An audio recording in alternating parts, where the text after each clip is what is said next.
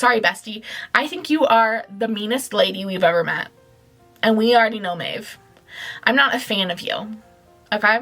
Not a fan. I don't think Irene should be your friend anymore. Hi, my name is Michelle. Welcome back to my channel. In the third video of my Tower of Dawn series, we're reading through the entire Throne of Glass series. We're getting so close to the end, guys. We've got one more Tower of Dawn video after this one. And then we have Kingdom of Ash. And I don't know how many videos Kingdom of Ash is going to be. It's a chonker of a book. But we're not there yet. We are here on Tower of Dawn. This is a great one. Well, it's my birthday. This is also a special episode because two things. We're going to talk about Irene's birthday, and it's also my birthday. Well, it might be my birthday. The goal is to get this up on Friday of this week, and Saturday is my birthday. So if I get this up late, it will be going up on my birthday. And also, if you're watching this on Saturday, the Saturday after it went up, it is my birthday. So obviously, if you haven't got me a birthday present, yeah, you could subscribe. Anyway, let's kind of recap super quickly what happened in part one. We are in the southern continent with Chaol and Nesryn. Chaol is here to heal his back up, and then they're both here to hopefully get some aid from the southern continent in the war that is happening on the northern continent between Lake Terrasen and Duke Parrington, Erewhon's forces. So they have two purposes. They are making progress in both, sort of. Honestly, the Kagan, the ruler of the southern continent, has not been super helpful in the allyship, but Yrene Towers, this healer, has been working to help Chaol with his back. At the same time, Miss Nesryn has actually developed a sort of friendship with Sartaq, one of the princes, the one who is the presumed heir to the Kagan, and she is going on a little vacay with him. They are taking a trip down to the mountains of the southern continent, where he is in charge of the Rookin, which are this group of people that they fly around on giant birds. So Nesryn's on a field trip. Chaol is back at the house. Chaol and Nesryn came down to the southern continent as girlfriend boyfriend, I guess. I don't know. A sort of a situationship. I don't know if we ever really defined clearly how they would define their romantic entanglement. They were romantically entangled. Nesryn has been like, she left a note being like, Chaol, I don't think we should do this anymore. XOXO, Nesryn. And Chaol is like, I need to continue to uphold my loyalty to Nesryn, even though she's clearly broken up with me. So that's where Chaol's sitting right now in this current moment. Okay, and Irene has a little bit of a crush on Chaol, but she doesn't want to admit it because that's obviously not really appropriate. One, because she's working with him, and two, because he has a girlfriend. So part two is called Mountains and Seas. So we start with Nesryn and Sartaq. Like I said last, we heard from them. They were on a little expedition through a large swath of the southern continents to get to the mountains. It was only supposed to be like one overnight before they got there, but a big storm blew in kind of as we are meeting with them, and so they had to shelter for most of the second day that they were on this journey, so they're not going to make it in one night, and they wind up having to camp another night. After they camp, they are flying again, and so it's the next day, and Sartaq is kind of just explaining about like the steppes, which is the very southern part of the southern continent where Cashin and like the land military live, and he kind of explains a little bit more about the history of that region of the continent. It's home to the Dogon, which is the horseback legion of the southern continent, and they are loyal to Argun, and they used to be united with the Rook Riders. They used to like work as one force and like used to coexist and live in the same places, but now they live pretty separate lives, but they still know how to work together very well. The horses like moving on the land and the rooks moving from the air. And he talks about how like one part of his role as the prince and kind of this emissary to the Rookin, the people with the birds, is to manage the tensions between them and the people with the horses. Also, Sartaq is spending a lot of this like flirting with Nesryn. Sartaq is obviously like very clearly into Nesryn. Like he definitely likes her. And he's talking to her about like her role back at the palace and how she was captain of the guard and she just like recently was promoted to the position. And Sartaq is like, honestly, I'm kind of surprised you weren't running the whole place. Like we know that there have been kind of legends told about Nesryn down in the southern continent because she is so skilled with a bow and arrow. And Sartaq is like, it is shocking to me that like this is the first time you're like really being promoted to a leadership position because like clearly you were incredibly like skilled and talented and competent. And Nesryn is like, well, usually the men were promoted. Like I was often looked over for promotion because I'm a woman. And Sartaq wants to kind of like press further and like kind of like explore and discuss, but like Nesryn is done with that combo. She's like not really interested in like how sexism ruined her life when she was back in Rifthold. And then Sartaq's okay, like, whatever, okay, we can move on. Let's kind of chat about like what to expect once we get to the mountains. And he's like, first thing is like, please don't use my title of like prince and like in front of the Rookin. It took me years to get them to stop teasing me about it. Like, I am very much like one of the guys when we are in the mountains. Like, yes, I'm the prince and there's some leadership that comes along with that. But as far as like my role in the community, like I'm very much not in charge. He talks about how like his hearth mother is the woman that's in charge. So he's like in charge of all of the Rook Riders, but when he's back at home, like his hearth mother is the boss lady. And they arrive at the Taban Mountains, and Nesryn is just like in awe of this place. There are these big giant like cliff faces, and the Aerie, which is where they live, is this like a complex of tunnels and caves that have been carved into the side of this cliff face. And she can see the nests of a bunch of like the rooks, and they're just like clearly like hundreds of dwellings, and she can see that like some of them are lower and some of them are connected with like ladders and like rope bridges. It is just like this incredibly beautiful and complex system that she's never seen before. And it's called Altun, which is Windhaven, which is Sartaq's hearth mother's home. And Sartaq's kind of like pointing out a few things as they land, and then they head inside, and Sartaq immediately introduces Nesryn to his hearth sister, Bort. And Bort is this woman who I think we're to assume is just like a few years younger than them, and they clearly have like a very teasing sort of sibling relationship. She is like super snide, super sarcastic, loves to poke at Sartaq. And then we also hear a little bit more about his hearth mother, Hulan, who is Bort's grandmother. Her mother has died. We'll talk more about that and kind of how that came about as we go on. Bort's mother has passed away, and so she has been raised largely by her grandmother over the past few years. And Bort greets Nesryn by saying, "A Balharuni woman in leathers of a Rookin. Now there's a sight." And Sartaq introduces her. "Meet Nesryn Faliq, captain of Ardalan's royal guard." Bort says, "What is more unusual than that? A Balharuni woman is their captain, or that the captain of Aerie has ventured so far? Has she come as an emissary or as a bride? Like, what role is she serving being here?" Like, it's kind of weird that she's here, to be honest with you, Sartaq. Like, as the captain of the guard in Aerie, why are you here, Nesryn Faliq? Sartaq is like, stop it, because Sartaq is obviously giving the implication that Bort is like, clearly they're betrothed, Sartaq and this girlie. Sartaq is like, stop, you're making me look uncool in front of this girl I like. And Bort says, "Sartaq never brings such pretty ladies home from Aerie or Antica. Be careful walking around the cliff edges, Captain Faliq. Some of the girls here might give you a shove." And Nesryn is like, "Should I worry about you giving me a shove? Like, are you interested in him?" And Bort is like, "Ew, that's disgusting. Don't, ew."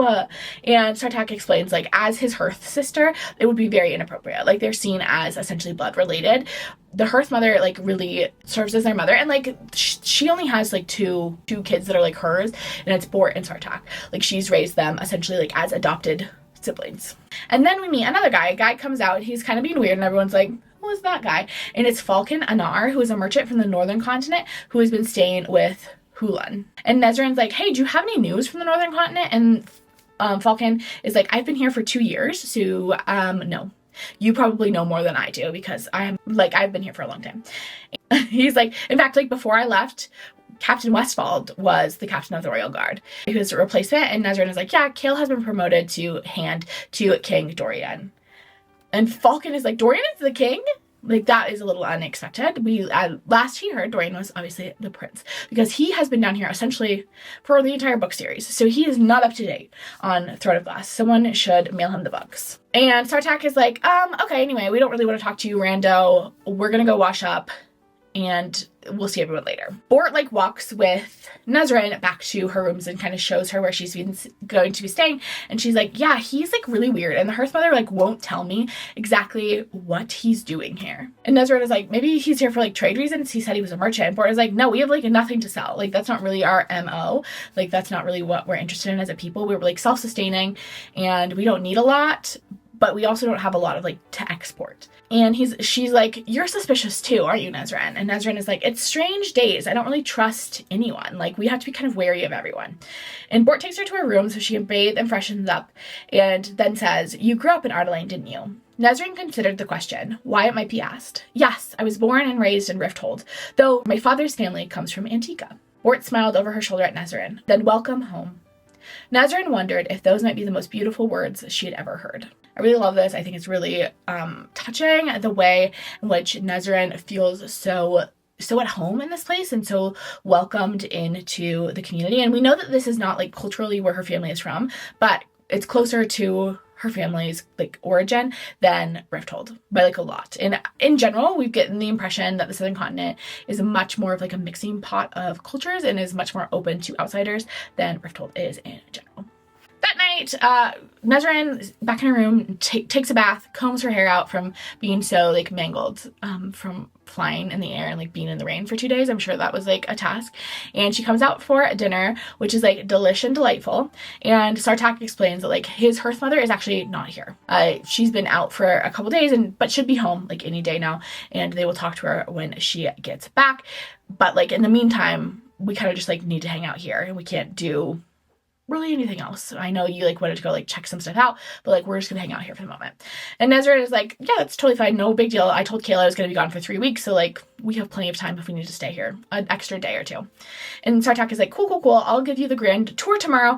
Also, maybe we can do some archery practice. I would love to see the legendary Neith's arrow in action. And I'm sure some of the young guys here would like really love that too. And Nesryn's like, they've heard of me? And Sartaq grinned. I might have told a story or two the last time I came here. Why do you think there are so many people gathered when we arrived? They certainly don't bother to drag themselves here to see me. And Nesryn's like, how did they know I was even coming? Like, how did they know that I was coming with you? And Sartaq says, because I sent word a day before that you were likely to join me. I told you that I was praying you'd join me, Nesryn Faliq. If I'd shown up empty-handed, Bort would have never let me hear the end of it. Sartaq was out here manifesting. He said, I'm actually going to put it out into the universe that Miss Nesryn Faliq will come with me. Nesryn wakes early the next morning. She doesn't have a window in her room. Obviously, they're like carved into the cliffside. It's a lot of caves, so it's like dark in her room. She doesn't quite know what time it is, but when she wanders out, she finds out it's like early morning. She doesn't expect to then see Sartaq, and Sartaq is out and he is starting to saddle Kadara to go out and fly with her and help her like catch her breakfast. Like you always feed your rook before you eat breakfast. You make sure she has breakfast. And they go out and they're flying around as the sun rises over these mountains, and Nesryn is just in awe. And she also sees a flight training group for young warriors, and Sartaq uses this as an opportunity to kind of explain the training process for the Rookin. So they will start flying when they're like children, like as young as like 4 years old. They'll start flying, but they will be flying on members of their family's rooks. They don't get their own rook until they're like a mid to late teenager. They will like adopt a hatchling and like raise it in the way that he raised Kadara. And Nesryn is like really surprised that like small children get to like fly on these things. That seems quite dangerous. And Sartaq is like, yeah, that's like just like part of what we do. Like you're just raised around them all the time, and so you respect like how dangerous it is, but also like learn the proper safety things. It's very similar with the horse lords in the southern part of the continent. Like that is just like part of growing up is spending time with and on these creatures. That's why they're such a strong military force, because it is something that's second nature to them, because they've spent so long riding these creatures. And it's also how the Kagan was able to conquer the whole continent, because he had such a strong military force with this advantage of having this horseback brigade as well as this like flight brigade. Like to have a land and an air force was like a power that no one else could stand against.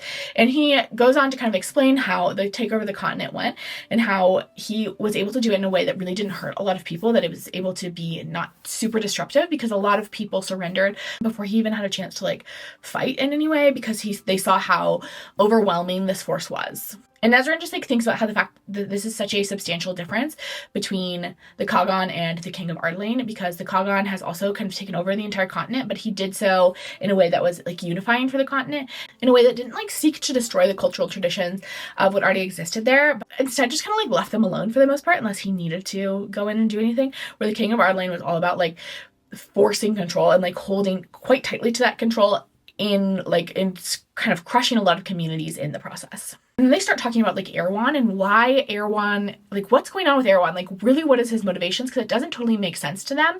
Like he already had the vast majority of the northern continent, so to have such a vast military force that he's been building up after all these years feels strange. Like what is he after? Like does he just want to plunge everyone into like further darkness? Like is he after just kind of making everyone's life more miserable, or is he like seeking to to spread his conquest to other continents? Like, is this built up army in order to just keep a tighter hold on Ardalan and the northern continent in general? Or is it in an attempt, he's like building up his army because he's going to start going after other places as well? And they don't know, but troubling. And then after that, Sartaq takes Nesryn on the tour of like the sprawling mountain complex of Windhaven and just like the mountain in general. It shows her everything that's around, all these tunnels and caves. There are 3 sacred peaks in this mountain range. Rokal, the Whisperer, the mountain that they're inside of, and the other 2 brother peaks that made up the Dorgos were the Aerie, the Lilter, and Torque the Roarer. Like, they're called like the Singing Brothers. They will eventually go to those 2 other mountains. He explains like we'll go and visit them as well, but those are connected. Either we can fly to them or we have to cross these like rope bridges. And Nesryn like doesn't love heights. She's like cool with flying on Kadara because she like trusts Kadara, but like she does not trust rickety rope bridges. And so she's like, yeah, let's save that for another day. And he's like, cool. And so instead he takes her up to these training rings that are on top of one of the mountains. One of the mountains has been just turned into a training ring on top, and she can see the whole like mountain range around her, and it's just like beautiful. And she thinks to herself she had never seen anything so great and unforgiving, so vast and beautiful. And even though she was as insignificant as a mayfly compared with the size of the mountains around them, some piece of her felt keenly a part of it, born from it. And then she's like looking at them, and she notices like a distant peak that doesn't have any snow on it that Sartaq didn't point out. It wasn't one of like the brother peaks. And she's like, what is that? And Sartaq explains that is Eridun, the 4th singer, the silent one. It is where they bury their dead. But it is the training area, and people are training all over the place. There are people like sword fighting and like lifting things. I don't know, they're doing a workout. And Nesryn and Sartaq head over to the archery setup, and as soon as she's over there, Bort and like a couple others who know who she is like come over to watch her. There are like a series of dummies set up, and Nesryn turns to Bort and is like, okay, where should I aim? Like, tell me where to aim and I'll hit him. And Bort says neck, head, heart, like pointing at all 3 of the dummies, like point the neck of that one, the head of that one, the heart of that one. And it's super windy up there, and it takes Nesryn like a second to like gather herself and like listen to the wind. Also, the arrows are a little different, a little heavier than what she's used to, because obviously the Rukkin are having to deal with wind at all times because they're often shooting from a bird that's flying around. So obviously they need arrows that are a little bit sturdier so that they don't get picked up by the wind as easily. And so she's kind of just like taking a moment to take that all in and to do some like mental calculations. And this is what she's thinking. Rokal, that wild summons she heard echoed in her own heart. Wind Seeker, her mother had called her. It almost seems like there is a little bit of magic in the connection that Nesryn has to these arrows and her ability to be such a strong shot. There is a sort of magic in it. And then she goes and she shoots 9 arrows, and those 9 arrows are all perfectly lined up on these 3 dummies, and she's hit all 3 of them in the head, all 3 of them in the neck, and all 3 of them in the heart. Like, she's just like spectacular. And by the time she's done, everyone on the training rings has stopped what they're doing and they have come over to watch. And Bort is like, show me how you did that. Show me how you did that. And so Nesryn spends the next few hours teaching Bort and anyone who wants to learn a little bit more about like her archery technique and how she manages to be such a good shot. When they finally head back downstairs, they receive word that the Hearth Mother has returned, and they spend a little bit of time like chatting because they have like the Hearth Mother is like, you know, resting, recovering, taking a quick bath post this long flight. And so in the meantime, Nesryn and Sartaq are like chatting, and they're talking about Bort, how she is the heir to the Hearth Mother. Like, that will become her role once the Hearth Mother dies. And she trains with the warriors. Like, that is an aspect of becoming the Hearth Mother. And the other aspect is she has to have a deep understanding of like the histories of their people and like the stories of their place in this continent. Then Sartaq says to her, you are a good teacher, and I'm relieved that the reality lives up to the legends. And Nesryn's like, you doubted me. And Sartaq says, well, the legends left out the fact that you are very, very beautiful, so I didn't know if I could trust them. And I personally am really digging the flirting. I'm really digging the flirting. Finally, the Hearth Mother emerges, and it just looks like Bort aged 40 years. Like, they're like spitting images of each other, and she emerges with Falcon on her arm. And the Hearth Mother looks at Sartaq and is just like, you look really sad. Like, how are you doing? Because remember, Sartaq had left Windhaven. He had left the mountains to go home for his sister's funeral. His youngest sister died before Nesryn and Chaol arrived. Like, clearly he is still grieving. And she like is just like, are you okay? And he's like, you know, I'm trying my best. And then the Hearth Mother turns to Nesryn and says, the archer from the north has finally arrived. I'm Hulan, daughter of Dochin, but you may call me Ij as the others do. And Nesryn is like, it is an honor. Sartaq's like, hey, I have something I need to talk to you about privately. The Hearth Mother's like, it's gonna have to wait. But she does kind of like pick up on the vibes that Sartaq is laying down. Also, she knows stuff is going on because things have also been happening in her mountains. Like, she knows things are afoot. An ancient malice is stirring deep in these mountains, Hulan said. It is why I have been gone these past few days, to seek it out. Rook nests have been pillaged, eggs stolen in the night, hatchlings vanishing. And Sartaq is like, do you think it's poachers? And the Hearth Mother is like, not poachers, Karankui. It means shadow darkness. Up north, you call them something different. And Nesryn's immediately like, oh, the Valg. The Valg are already here. Like, the Valg have attacked. They're down here. But Falcon, where he says, Stygian spiders. We've heard about the spiders a few times, but we directly interacted with the spiders in Era Fire. And then goes to the Stygian spiders to get spider silk for Abraxas. And she tricks them and steals a bunch of spider silk. It's a delightful little scene. So we know these spiders, so we know them well. And so apparently there's also a really similar creature down in the southern continent called the Karankui that are also giant spiders. Nesryn is like, those spiders are just myths. No, they're not, Nesryn. We literally saw them in Era Fire. And Falcon pulls out a square of spider silk from his pocket. No, they are real. And he's like, this is spider silk. And he tucks it back in his pocket, straight from the source. I got it about 3 years ago in a fool's bargain. But I walked away with 100 yards of spider silk. And Nesryn is like, you must be really wealthy to have 100 yards of spider silk. Like, that goes for a lot. I don't know why she suddenly knows the price of spider silk when she said this was a myth like 10 seconds ago, but whatever. Falcon is like, yes, but I traded 20 years from the prime of my life for the, 100 yards. I am only 27, though I look to be nearly 50. And the Hearth Mother says, the Karankui do not create, only destroy. Long have they dwelled in their caves and passes of the Dagol Fells in the far south of these mountains, and long have we maintained a respectful distance. And Sartaq goes, why are they stealing eggs now? And the Hearth Mother goes, I do not believe it is a mere coincidence that the Karankui have again begun preying upon the world. At the same time, a merchant seeks out our Aerie for answers regarding their northern kin. And Falcon explains why he's here. I just came here for advice. I haven't done anything, but I have heard that if I slay the spider that I made the deal with, I will get those years of my life back. And Nesryn is like, okay, why are you here then? That spider was up north. Like, it's not one of these southern spiders.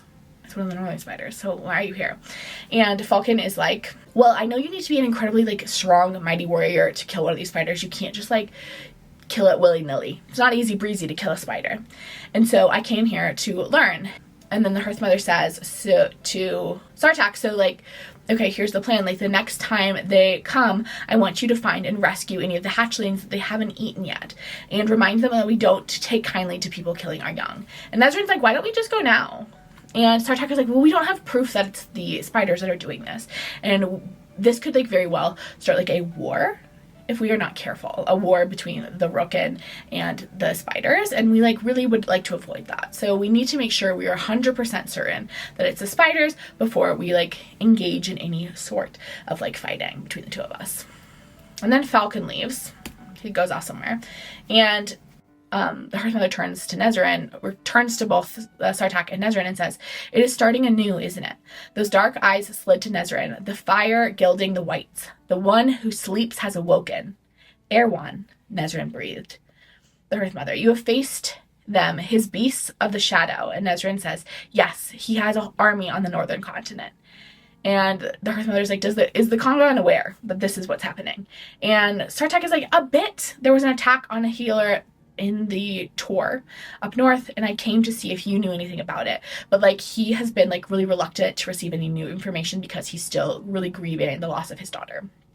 And the Hearth Mother says, if I tell you what I know, will you fly off with all of our rooks to the northern continent to never return? And it is just very clear that there is so much grief from this woman having lost her daughter that she's afraid to lose another child, that she's already lost one, and that weighs really heavy on her. And because of losing that first child, she really personally understands the costs of war.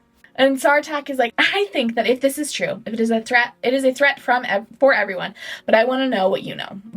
Before I make any decisions, before we make any calls, I do need to know what you know. I want to have all the information. And then we learn that Hulam is not only the Hearth Mother of this particular mountain, this particular area, but is also the story keeper, which is a very sacred role. We actually saw this role as well in Heir of Fire. Story keeper is like in a very important role, and it's someone who like keeps the oral tradition essentially of a community. His mother sends him away and she's like, hey, a storm is coming. Can you let everyone know that a storm is coming? Because like we need to like, you know, make sure everyone's inside and prepared and safe. Obviously the cave system will be fine in the storm, but you don't want to be out flying if there's a storm. And so Nesryn kind of helps out and goes up and down all these ladders and stairs to let everyone know that a storm is coming. And she's like tired at the end of the night, but she feels very like fulfilled because everyone was so welcoming to her. They like asked her questions about where she was from and like invited her in for a cup of tea, and it was just like so lovely to be kind of embraced by this community. But now it's evening and they are gathered around the fire as the hearth mother tells them a story. Long ago, Hunlun continued, before the cognate, before the horse lords on the steppes, and the Tor by the sea, before any mortal ruled these lands, a rip appeared in the world. In these very mountains, Nesryn swallowed. A rip in the world, an open word gate, here. It opened and closed swiftly, no more than a flash of lightning. As if in answer, veins of forked lightning lit the sky beyond. But that was all that was needed, for the horrors to enter. The Karankui and the other beasts of shadow. The words echoed through Nesryn, the Karankui, the Stygian spiders, and other infiltrators, none of them ordinary beasts at all, but Valg. Most of the Valg left, summoned northward when more hordes appeared there, but this place... Perhaps the Valg that arrived here were a vanguard who assessed this land and did not find what they were seeking, so they moved out. But the Karankui remained in the mountain passes, servants to a dark crown. They did not leave. The spiders learned the tongues of men as they ate the fools stupid enough to venture into their barren realm. Some, who made it out, claimed that they remained there because the fells reminded them of their own blasted world. Others said that the spiders lingered to guard the way back, to wait for that door to open again, and to go home. War waged in the east, in the ancient Fae realms. 3 demon kings against a Fae queen and her armies. Demons that passed through a door between worlds to conquer our own. And yet, even when the Valg were banished to their realm, even when the final remaining demon king slithered into the dark place of the world to hide, the Fae came here, to these mountains. They taught the rooks to fight the Karankui, taught the rooks the language of the Fae and men. They built watchtowers along these mountains, erected warning beacons throughout the land. Were they a distant guard against the Karankui? Or were the Fae too, like the spiders, waiting for that rip in the world to open again? By the time anyone thought to ask why, they had left those watchtowers and faded into memory. And Sartaq's like, okay, cool. So how do we defeat them? So like, what's the plan? What's our next steps? And the Hearth Mother's like, why don't you ask Nesryn? She already knows. And Nesryn's like, I can't talk about it. It's like really too dangerous. Like if Morinth gets any word, like I can't give you any more.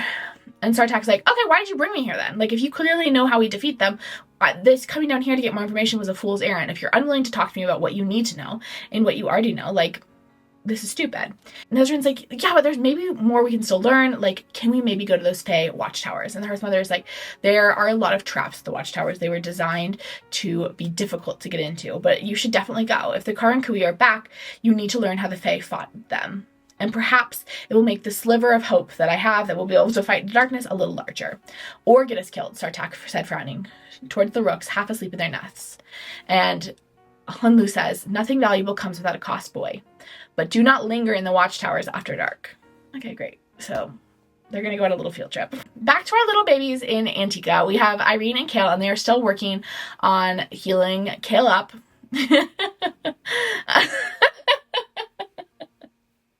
Sometimes I bring myself a lot of joy. Honestly, these reviews mostly bring me joy, like that's why I continue to make them. But sometimes I make myself giggle, and this is one of those slides. So they are in the basement of the Tor doing, their typical healing regime. They have still been working. Chaol has got more feeling in his legs. He can feel almost all the way up to his knees at this point, although he still does not have enough feeling to stand up. He doesn't have enough control of the muscles down there to pull himself to a standing. Yrene has been walking him through a lot of exercises, and he's been working out every morning with the guard, and Yrene is noticing a difference in his muscle tone. It is clearly not only the magic work that they are doing on his spine is making a difference, but also the physical exercise that he's doing with the guard. The dark state of the Valve magic in his spine is still there, but it just continues to recede as Yrene continues to work on it. It is slowly getting chipped away by Irene's magic. And Yrene is I've been doing research into how some of the other healers have fixed similar problems and trying to make this go a little bit faster. I'm so sorry this has been such a slow process and that we are still not there. And Chaol's it's totally fine. this is difficult work. Like, you were doing the best you can. I can see that. And Yrene is also struggling because after the Valg attack that happened at the end of part 1, she's just been like really nervous. Like, that was really frightening for her, really scary. And she hasn't been sleeping well since then, and she doesn't feel safe. Like, even when she's within the tour, she still like doesn't feel safe. And so she can only like sleep if she's like exhausted herself during the day. And Yrene is like, we should go back to the libraries and try to figure out how those books and scrolls got there. Yrene was able to find some books and scrolls on the Valg in the tour library, but she's not sure where they came from, and there doesn't seem to be any other ones. So they're gonna go talk to Nusha and see if there's any more information. So they head to the library and they go in there to chat with Miss Nusha, and Nusha's like, well, there's no acquisition like records for those scrolls. And Yrene is like, well, maybe even if there's not acquisitions records of where we got these scrolls, there is like a record of like why we got these scrolls, like what prompted us obtaining these scrolls. And Nusha is like, honestly, like, girly, you know that like some people, maybe most people, would recommend that you like leave this alone. You know something is hunting you because you're after this information. Like, why do you continue to pursue it? And Yrene is like, I know this is dangerous, but this information is like truly vital. I would not be pursuing it if I didn't think it was vital information. Like, the reason that it is dangerous for me to look for it is the same reason that it is necessary for me to look for it. And Nusha's like, we don't have records that date that far back, like really at all, but there should be older records in the desert caves of the Oscar Oasis, which is this desert oasis that is owned by the royal family. And Yrene and Chaol are like walking down a hallway as they leave, and Yrene is like, that's going to be an incredibly difficult place to get into because the only ones who have access to it is the royal family. And we can't just be like, hey, can we go down there so we can look for more information on the Valg? Like, they don't want to reveal too much. And so they need to be really careful about how they approach this situation. So they don't want to explicitly ask. And Chaol's like, Cashin will let you go. Like, Cashin is in love with you, so like you could ask and be vague and Cashin would still let you go. And Yrene is like, no. And Chaol's like, okay, what about Hussar? And Yrene is like, she hasn't asked me to play spy recently, and I'm honestly not sure if I want to open that door again. And Chaol's like, well, maybe you could convince Hussar to like take the two of you on like a girls trip down there and like trick her into thinking you're just going down there for fun, but actually you're gonna do research. And Irene's like, do you want me to manipulate her like that? And Chaol's like, I mean, you don't have to. Like, I would never put you in a position where you felt morally compromised. That is very important to me. I feel like I was put in a lot of situations where my personal morals were not respected, and I would never do that to you. And Yrene is like, I'll think about it. Sorry, I'm not being like the best accomplished. And Chaol is like, I find it like quite refreshing that you have these like strong morals that you stick to, even in dire situations. Some of my friends, not so much. And Yrene is like, you should stick around for dinner. Like, stay for dinner tonight. Like, Cook would love to see you again. Which is like sort of true, but also Yrene just like doesn't want Chaol to go back to his house. Doesn't want Chaol to go back to the house. She just wants him to hang out with her. And Chaol's like, what if instead of staying here, we went out to dinner? What if we went somewhere in the city for dinner? And Yrene is like, I know just the place. And they go to this restaurant that's like 5 blocks away, and everyone is staring at them, but they're not staring at Chaol, which is like obviously always his worry. Chaol in his wheelchair and all of his shame.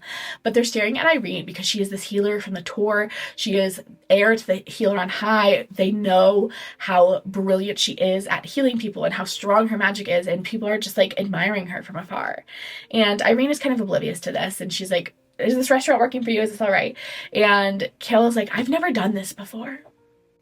And Yrene is like, what do you mean? Eating a meal? What do you say, you weirdo? And Chaol says, had a meal when I was just Chaol. And he like thinks back to Aelin's birthday party, which had been like super special to him, but it had been more about like getting out of the palace and getting away from like all the responsibilities there than really about like the getting a meal. This is revisionist history. Okay, Chaol, you had a gorgeous dinner with Aelin. It was so sweet. You had such a lovely time. She made sure all of your favorite foods were there.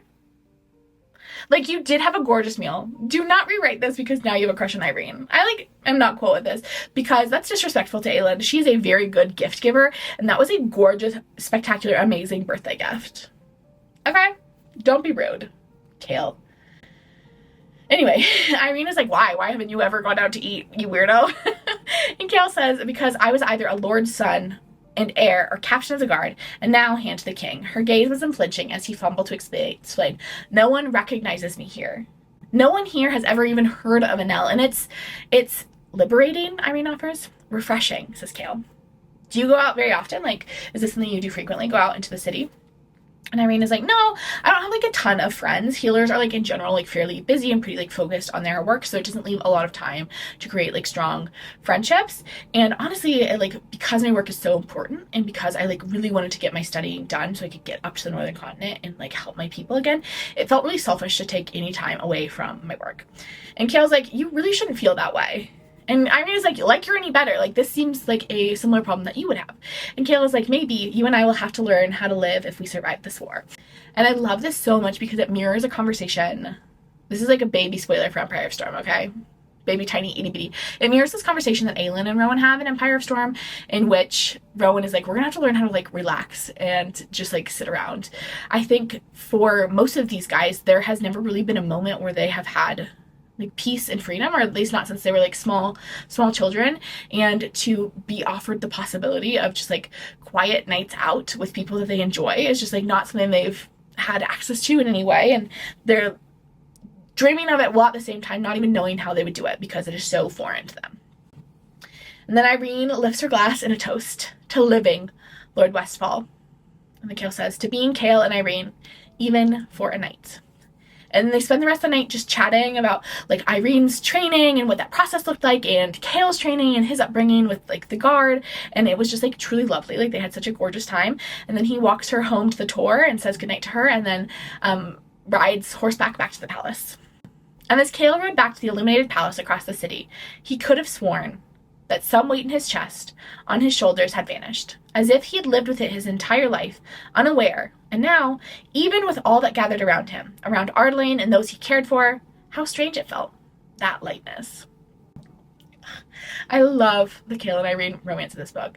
Like, honestly, there were multiple moments, we'll talk about a few more, in which I was like, is this my favorite romance in the series? I think it might be like the best romance in the series. I don't know. I don't know if I can like firmly say that, because it might just be that like all we are currently having access to is really like Sartaq and Nesrynand, which is like cute, but like go girl, give us nothing, and Irene and Chaol, and it's just like so good. I like probably in my heart of hearts, what I would always typically say is I love Eridun and Lorcan. I need a little bit more toxicity than these two have to offer, but like, damn, it's sweet.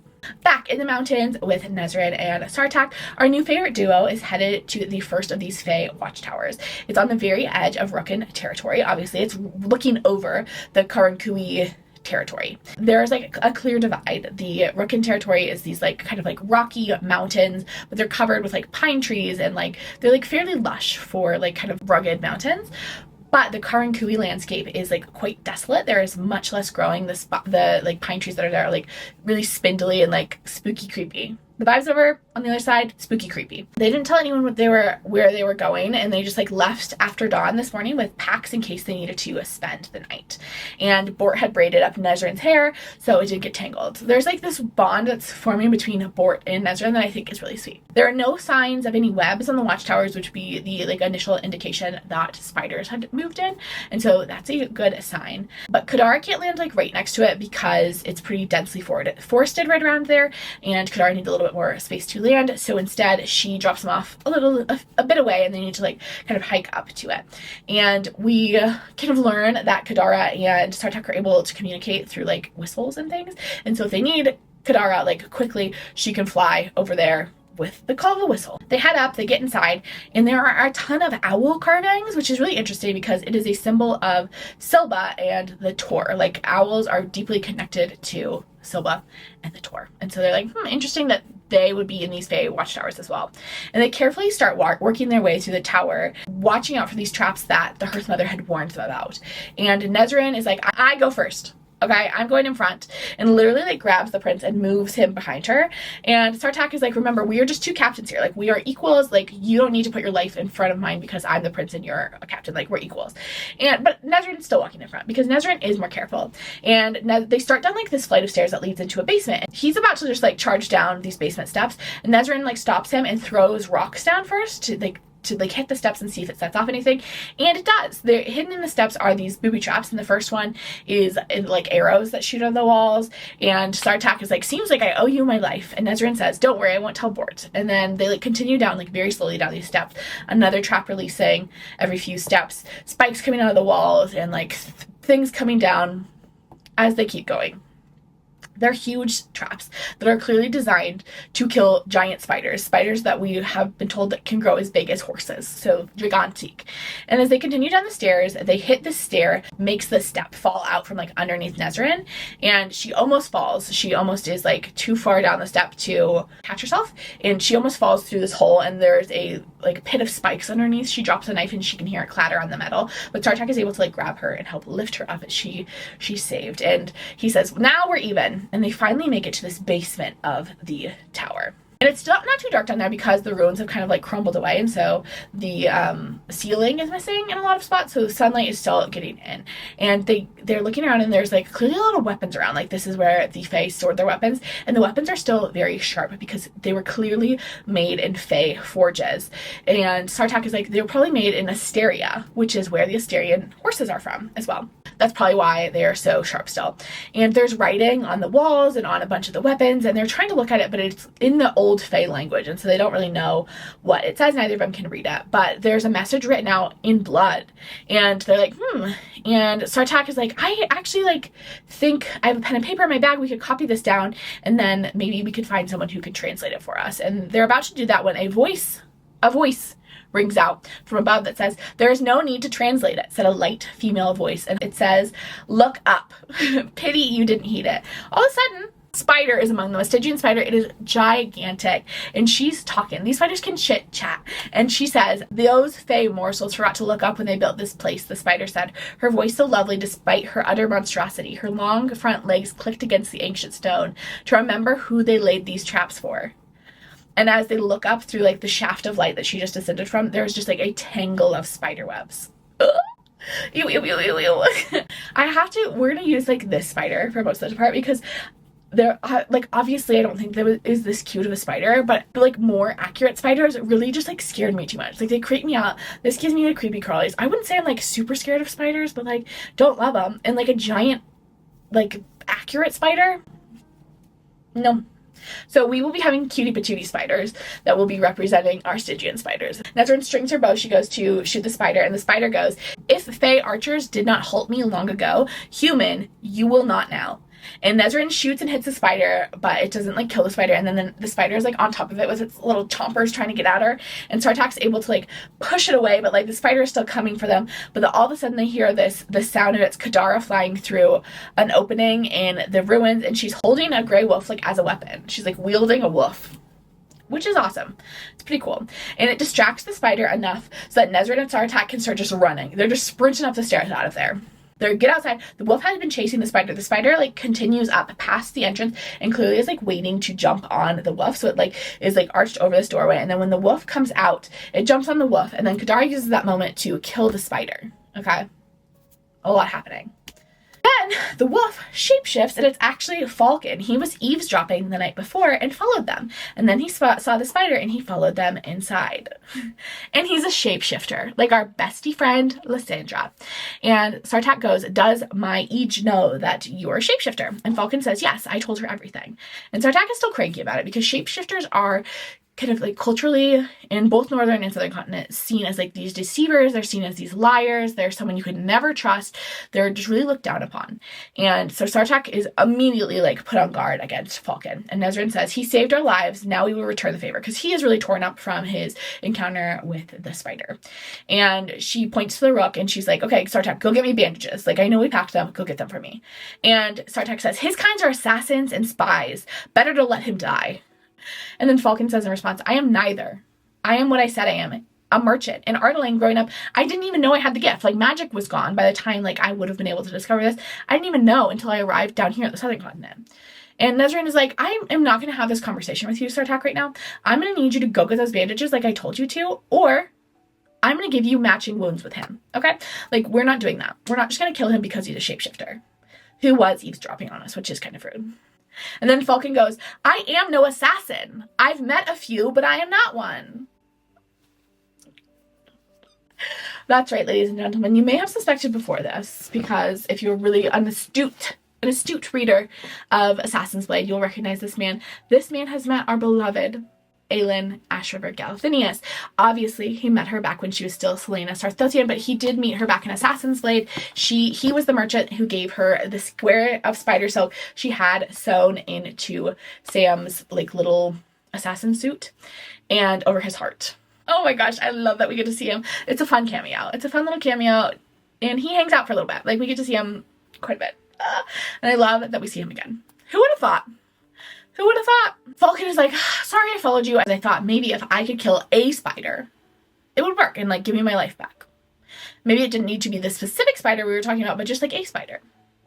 But like I didn't even get the chance to do that. Like Kadara killed the spider. And then Falcon turns to Nesryn and says, you are not frightened of what I am? And Nesryn says, one of my friends is a shifter. Lysandra. I love that Nesryn calls Lysandra one of her friends, because I think Nesryn was always kind of excluded from the core group, not on purpose. She just like didn't have the same childhood trauma as the rest of them, so it was harder to wrangle her in.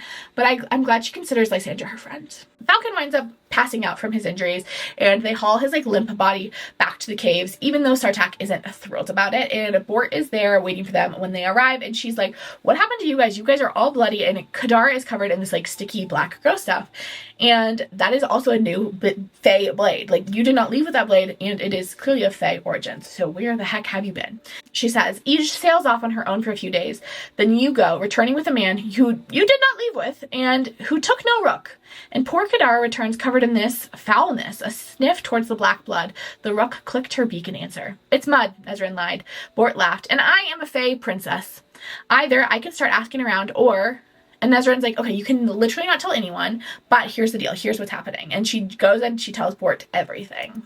Sartaq finds out that Nesryn has told Bort everything, and he's like a little annoyed about it, but he gets over it like pretty quickly. He understands that Bort is like a hard person to say no to. But he winds up pulling Nesryn into her bedroom and having like a private chat with her. And he says to her, hey Nesryn, what are the word keys? And Nesryn's like, word key. I don't know, what are you talking about? And Sartaq is like, while we were gone, my Ij recalled the other stories, dragged them up from whatever collective memory she possesses as a story keeper. Tales of a word gate that the Valg and their king passed through could open at will with 3 keys when wielded together. Remember that those keys went missing after Maeve herself stole them and used them to send the Valg back, hidden, she says, throughout the world. That is why Erewhon has been able to raise an army so quickly. He has at least one of these keys. And Nesryn is like, yeah, also why we need help from the southern continent. Okay, maybe you have a little idea now of what we're fighting against. And Sartaq says, honestly, that lets me know that we're going to be slaughtered. We are up against this, like, force that literally can travel between worlds. That is unfathomable to us. Like, we are just people really without much magic at all. And Nesryn says, once he finishes with the northern continent, he will move on to the southern continent. Like, he will come for you guys. And Sartaq is like, those spiders were used as Valg foot soldiers. The Hearth Mother found 3 more watchtowers to the south. As soon as Falcon is healed, we will go to them and see if we can find more information, because, like, this is, like, clearly a present danger. And Nesryn is like, we're taking Falcon? I thought you didn't like him. And Sartaq says, as piss poor of a shifter as he claims to be, a man who can change into a wolf that big is too good a weapon not to bring into danger. He rides with me. And Nesryn says, and where will I be? Sartaq gave her a humorless smile before entering the hall. You will be fine with Bort. Back to Antica. We have Chaol and Yrene check in. Chaol can move his legs up to his knees now, but he still can't feel his thighs, so he cannot stand. So he can move his knees, but he has no feeling or like muscle control in his thighs. They worked every day in an easy rhythm, settling into a routine that became as much a part as Yrene as her washing her face and cleaning her teeth and craving a cup of kave when she woke. It's been like a couple weeks. We like kind of get this like passage of time. It's been a few weeks since Nesryn's left, and we find out that they're like still working on this healing in a really regular interval, and he is coming to teach the girlies once a week. He's teaching Yrene more self-defense skills. She has a lot of anxiety about being attacked after that incident with the Valg at the very end of part 1, and so he has taught her some more of how to take care of herself, and she hasn't seen Caution since that night with the Valg. And she's kind of glad, and she hopes she doesn't see me in soon. It's been nice to not be bumping into him. I think he returned back to his home for a little bit. He'll be back in a second, though. Kayla's getting really anxious about the fact that he has not been able to make more progress with the Kogon over this alliance between the southern continent and Terrasen. And he is like really eager to get back up home. He's really eager to get back up to Ardalan so he can help his friends on the northern continent, obviously. They get to dinner and the vibes are weird. The vibes are weird today. Yrene has come to dinner with Chaol. I think she's like pretty regularly coming to dinner at the palace with Chaol because she loves hanging out with Chaol. He's her bestie friend. The Cogon is returning from 2 weeks. He spent the past 2 weeks at his summer home by the sea, which is, again, one of the reasons Chaol hasn't made any progress with him. He hasn't been around to make progress with. And Hussar turns to Chaol and is like, you must be excited. And Chaol's like, why? What's going on? And Hussar says, because Nesryn is due back any day now. And Chaol turns to Hussar and is like, oh, you must not have heard. And his hand brushes against Irene's in this gesture that is clearly intentional, where he's just like offering her like a little comfort. It's very sweet. He says, Nesryn sent a note. Her and Sartaq are staying an additional 3 weeks because her skill with a bow and arrow is so highly sought after by the Rookin that they've asked her to stay and like teach more of them about her archery talents. Then we get this internal thoughts from Miss Yrene. Yrene schooled her face into neutrality, even as relief and shame washed through her. A good woman, a brave woman. That's who she was so relieved to hear was not returning, not interrupting. Eridun is like, have you heard the other news? And Hussar is like, yeah, we have an update. Did you hear the update from the northern continent? Aelin and Dorian have appeared in Skulls Bay, just like you told us. And Yrene is like, I'm pretty sure Chaol told me a false place. That's so weird that they were actually there. Anyway, Hussar goes on. Her power is considerable, she added to her father. Our sources say it burned the sky itself, and then wiped out most of the fleet assembled against her in a single blow. Vizier's shifted and the Cogon's face hardened. The rumors of the Glass Castle's destructions were not exaggerated then. No, Argun said mildly, and her powers have grown since then, along with her allies. Dorian Havillard travels with her court, and Skulls Bay and its pirate lord now kneel before her. Conqueror. Do they fight with her? Chaol cut in. Against Parrington's forces, do they? Hussar looked up from the assault, parrying with ease. For it is not Parrington who is now sailing down Elway's coast, burning the villages as he pleases. That is a lie, Chaol said, too softly. Is it? Argun shrugged and then faced his father, the portrait of the concerned son. No one has seen her, of course, but entire villages have been left in ash and ruin. They say she sails for Benjali, intent on strong arming the royal family of Elway into mustering an army for her. That is a lie, Chaol snapped. His teeth flashed, Vizier's tittering and gasped, but he said to the Cogon, I know Aelin Galathinius, great Cogon. It is not her style, not her nature. The royal family of Elway, he stalled, is important to her. Yrene felt the words on his tongue as if they were her own. The princess and Argun leaned forward, waiting for confirmation, proof of Aelin Galathinius's potential weakness. I suppose you should know, since you warmed her bed. Or was that Dorian? We could never figure it out. The spies could never get it straight which one of you it was. And Yrene internally is like, what the hell? Like, Chaol dated Aelin Galathinius? This is something you'd think would come up. You would think this would come up. And Chaol just, like, gives her a look and being like, I'll explain later. Like, it's kind of complicated.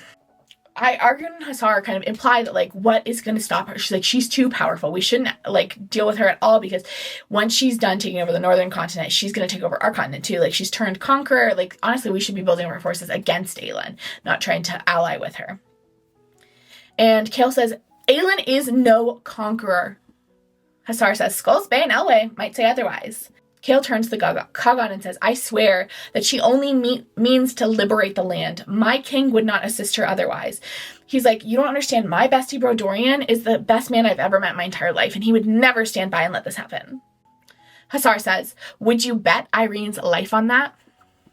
From all that you have seen, Hussar went on, all that you have witnessed of her character, would you swear it upon Yrene Tower's life that Aelin Galathinius might not use such tactics, might not try to take armies rather than raise them, including our own?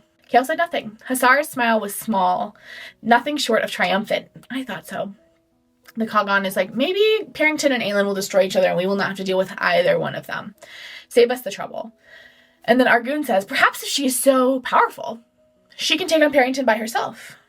Don't forget King Dorian, Hussar added.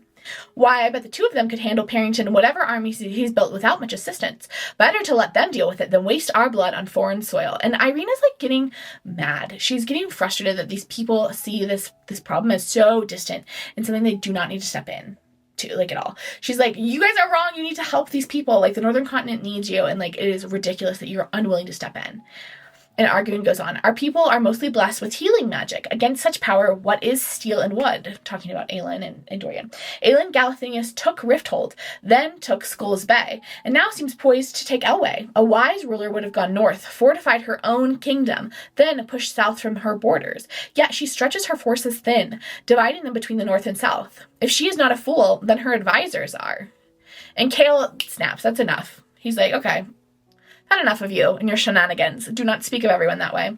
They are well-trained warriors who have seen more war and battle than you ever will, Chaol said coldly. Because obviously he's being mean to Aedion and Rowan now. Like, we have to draw a line somewhere. The Kagan goes on. This is not good dinner time conversation, actually. We're stopping talking about this now. Like, this is politics. This is for, like, a political table, not a dinner conversation. I am inclined to agree with, like, the facts my children have been laying out. And Chaol says, all right, thank you for your continued consideration. Which is, Irene is like, wow, that was very diplomatic of him. I would not have been so diplomatic. That night, Chaol goes to bed and he can't sleep. He's like so frustrated and mad with Hussar and Arguin in general, and like the way they talked about Aelin and the way that they're just like trying to put off this war.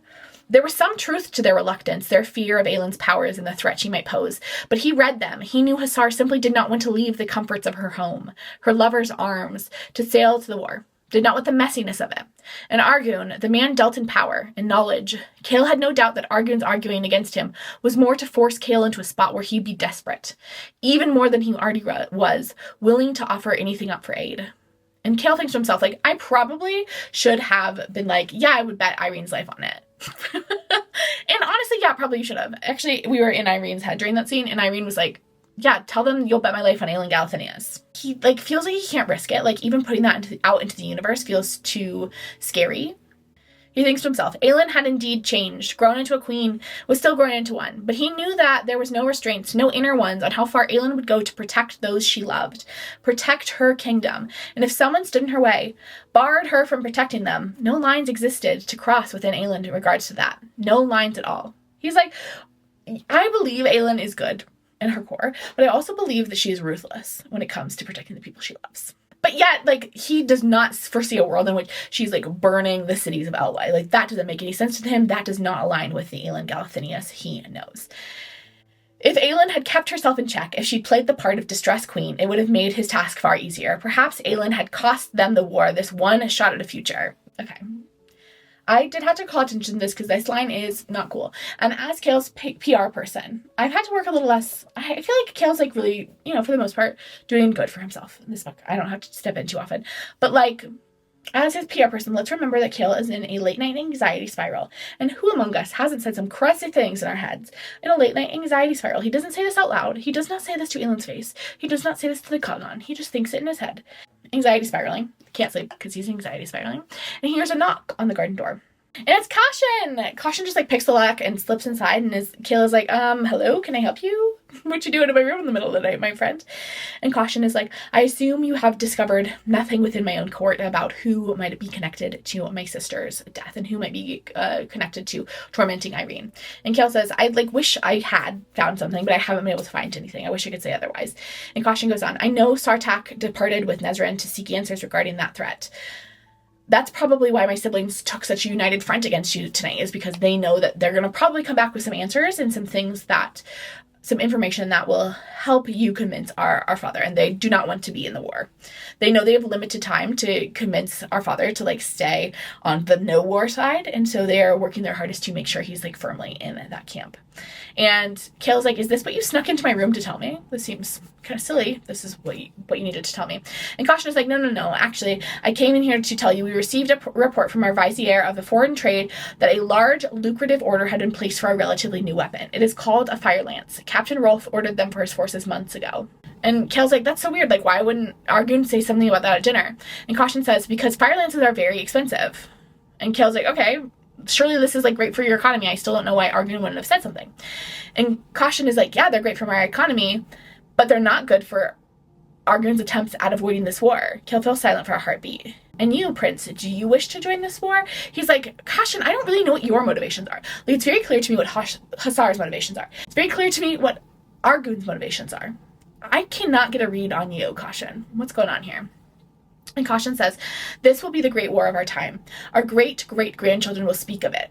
My Suld blows northward day and night. The horsehairs blow north. So perhaps I will find my destiny on the plains of Fenharrow, or before the white walls of Orinth. But it is northward that I shall go, if my father orders me." And Chaol says, "When does your father next meet with his foreign trade vizier?" Chaol's got a scheme. But we don't get to see Chaol's scheme yet. We gotta go back to the mountains.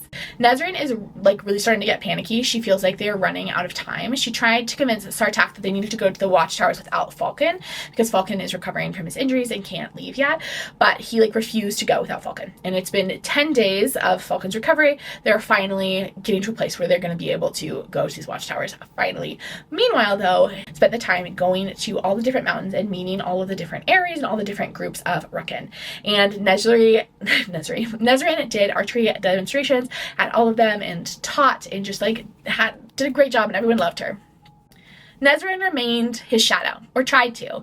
Anytime she lingered a step back, Sartaq nudged her forward.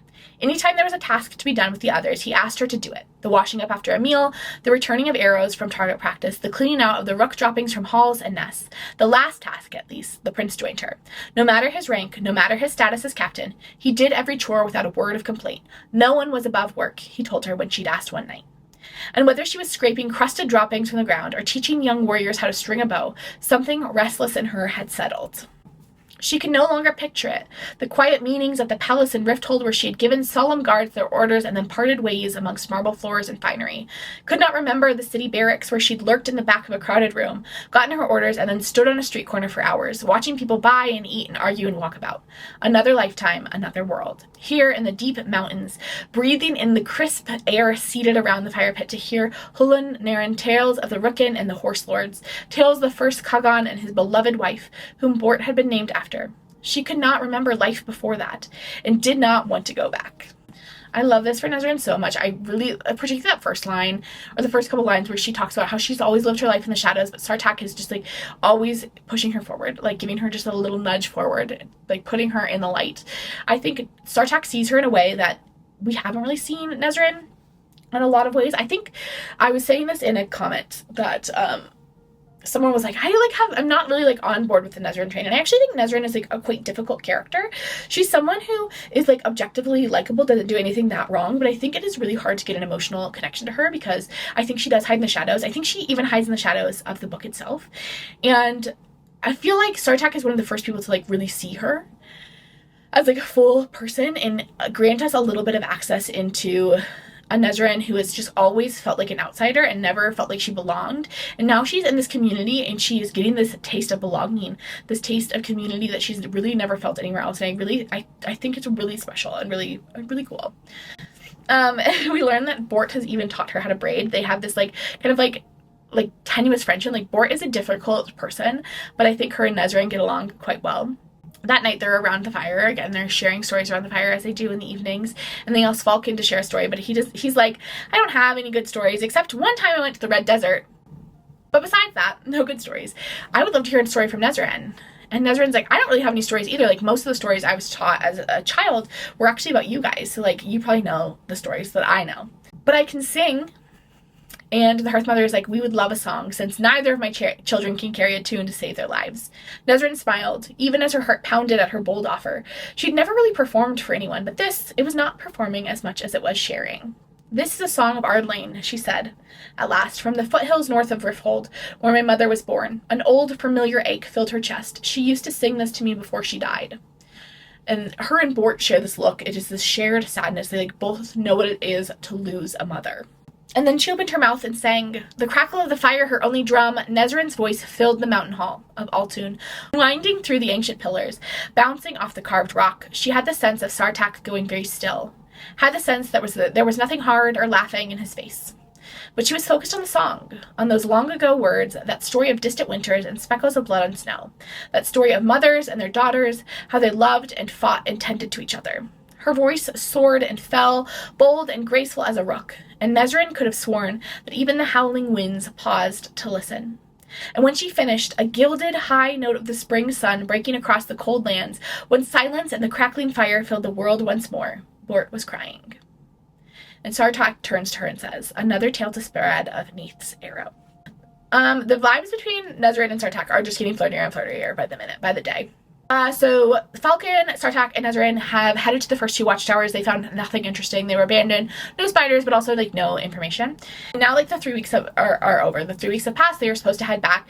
Nesryn is up at the training ring and she's watching like two rooks that are like by themselves, interacting. I think they're like cleaning each other or something. I don't know. I don't remember. I don't think it's important. And Sartaq explains that one of them lost his rider. One of them doesn't have a rider anymore. But it's still quite young. Like, he was only 4 years old when his rider died, and like he still has a whole lifetime. And he explains that when a rook loses their rider, they like set them free, and some of them go and live a free life as a free rook. But this one has stayed. This one has stayed at the Aerie. And Nesryn is like, do they get new riders sometimes? Sartaq is like, sometimes. It's like totally up to the rook, but sometimes they will accept a new rider. And Nesryn is like, and she's like pondering this, and she turns to Sartaq and she's like, we need more time. Like, we're supposed to go back, but we need more time. And so they send a letter to Chaol telling him that they will be gone for 3 more weeks. And Sartaq says to her, a great deal can happen in 3 weeks. Nesryn made herself keep her shoulders squared, chin high. Even so, at the end of it, I must return to Antica.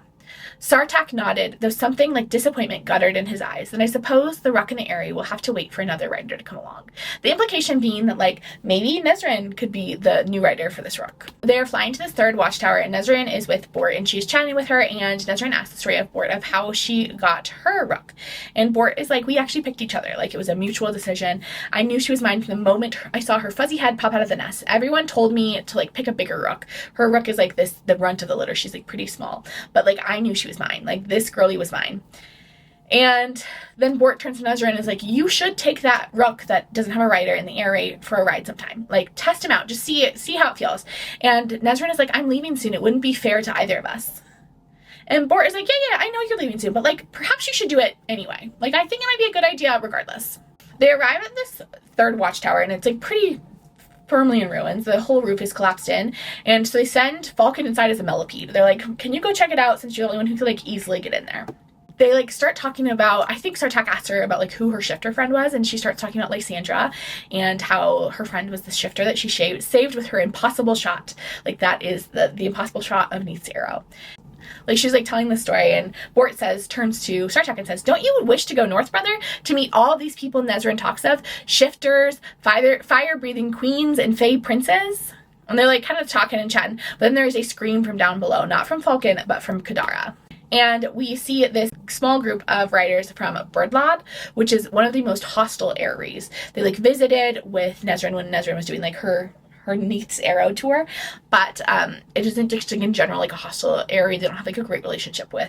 And Bort immediately is like, why are you guys here? What are you guys doing? And Yrene who's one of the guys, is like, we followed you here. You guys are a long way from your Aerie. And Bort is like, go away. We don't want to talk to you. And then Falcon emerges from the watchtower in wolf form to like protect them if anything were to go awry. And Sartaq is like, we just stopped here to rest. We were like on a longer flight. We stopped here to like rest, eat a snack. No big deal. Why are you guys here? And Yrene is like, we had 3 hatchlings go missing. We've tracked them this direction. Like, we've tracked them this far. And Sartaq is like, go home. Track them no further. And Yrene says, the Karankui. Like, it's very clear that the Karankui has took them. If the Karankui have begun to stir, we need to muster a host to drive them back before it is too late. And Sartaq is like, it is being dealt with. Keep your children and hatchlings close, though. Like, we are coming upon dangerous times. And then they like banter back and forth, and Bort flips Yrene and the men off, like start to leave. And then Falcon turns to Bort and is like, you seem to know those guys quite well, especially Captain Yrene. And Bort scowls. He's my betrothed. We love. Back in Antica, it's time for Chaol's scheme. Chaol decides to just like roll himself into the Kagan's meeting with the foreign trade advisor, and he rolls himself in. He's like, hope I'm not interrupting anything, but there's a matter I would like to discuss. And the Kagan is like, you can't just jump into a meeting. Like, I have told you multiple times, you need to talk to my viziers if you want to arrange a meeting to talk about the war. And Chaol is just thinking to himself, like, how much better this would go if he could stand. He feels like he's already been put at this disadvantage because he is stuck seated while the Kagan and everyone around him is standing. He cast the thought from his mind. Standing or sitting, he had nothing to do with it. This moment, he could still speak with dignity and command whether he stood on his feet or was laid flat on his back. The chair was no prison, nothing that made him lesser. Good self-talk, Chaol. I'm glad you had some good self-talk in this moment. And then Chaol says, with all due respect, great Kagan, I'm not here to meet with you. I need to talk to your foreign trade advisor. The Kagan isn't pleased, but lets Chaol talk, and Chaol thinks to himself, he had fought a king before and lived to tell the tale. Like, Chaol is really trying to talk himself up. He has learned some coping skills, and some of that is some positive self-talk, and we love that for Chaol. And so Chaol goes over to the foreign trade vizier, and he asks about the Firelance order, and asks about, like, the price, and it's something completely, like, astronomical, and so is the quantity. Like, clearly Aelin and Captain Rolth have ordered, like, a huge shipment of this, and it is astronomical, and it's enough of a amount that it, like, draws the attention of the Kagan. The chief vizier braced his forearms on the table. Are you trying to convince us of Aelin Galathinius's good or ill wills, Lord Westfall, by bringing attention to the quantity of these fire lances? And Chaol says, actually, I don't really care. But I did want to ask because I want to double that order. And the chief vizier is like, with what money? And Chaol's like, I actually came with a bunch of, like, priceless treasure when I arrived here. The Kagan didn't want it, so I'm going to actually use that priceless treasure to buy more fire lances. That should cover the cost. Again, brought enough attention to this. Everyone is obviously listening in the room, and the Kagan orders everyone else to leave. And he turns to Chaol and he says, I suppose you think you are very clever to use this to get an audience with me. And Chaol is like, I spoke true. I wish to discuss that deal with the foreign trade vizier. Even if your armies do not join us, I don't see how anyone can protest to our purchase of weapons. And the Kagan says, no doubt this was meant to make me realize how lucrative this war might be if your side is willing to invest in our resources. I do not appreciate being manipulated into this war, Lord Westfall. Do you know what warfare is? Like, it is not just a game of battles and strategy. Your army needs to be absolutely dedicated to win against your enemy. You must completely eliminate the threat. If there is even a scrap of Morianth remaining at the end of this war, you will not win. Like, you need to completely decimate them. Chaol is like, I understand that. That is why we need your aid. And the Kagan says, I do not appreciate being hunted like some prized stag in a wood. I told you to wait. I told you to grant me the respect of grieving my daughter. Chaol says, what if I told you we suspected that Duke Parrington's troops had something to do with your daughter's death? I suspect she was murdered by forces connected to Parrington. And the Kagan is like, that's enough, you're dismissed. And Chaol doesn't move. He says to the Kagan instead, I came not only to save my people, but all peoples of this world. Chaol growled. The Kagan calls in the guards, and Shen is the one that walks in, and he goes to grab Chaol and wheel him out of the room. And Chaol asks him to stop. Chaol's like, please, no. But, like, Shen has to listen to the Kagan. And Chaol starts speaking as he's being pulled out of this room. Your city is the greatest I have ever laid eyes upon. Your empire the standard by which all others should be measured. When Morianth comes to lay waste to it, who will stand with you? If we are all carrion. I stood on the wrong side of the line for too damned long, and it cost me everything. Do not make the same mistakes that I... Do not presume to tell a Kagan what he must do, the Kagan said, his eyes like chips of ice. Take Lord Westfall back to his room, and don't let him into my meetings again. He goes back to his room, and Yrene comes in pretty quickly after him, and he's, like, clearly in a bad mood. Like, he is in a bad mood. He is Cranky Pants McGee. And she tries to talk about dinner the night before and, like, what happened with Hussar and Argun, but he, like, immediately is shutting everything down. And Yrene is like, okay, tell me what happened. Like, clearly something went on because you were acting just mean and nasty today. And Chaol is like, I saw the Kagan this morning. He had me hauled out of the room. Cold, flat words. I couldn't even try to get around the guards, try to make him listen. And Irene is like, if you had been standing, they would have hauled you out all the same, likely hurt you in the process. He glared. I didn't want to fight them. I wanted to beg him, and I couldn't even get on my knees. Her heart strained as he looked towards the garden window. Rage and sorrow and fear all crossed over his face. You've made remarkable progress already. I want to be able to fight alongside my men again, Chaol said quietly. To die beside them. The words were an icy slice of fear through her, but Yrene said stiffly, you can do that from a horse.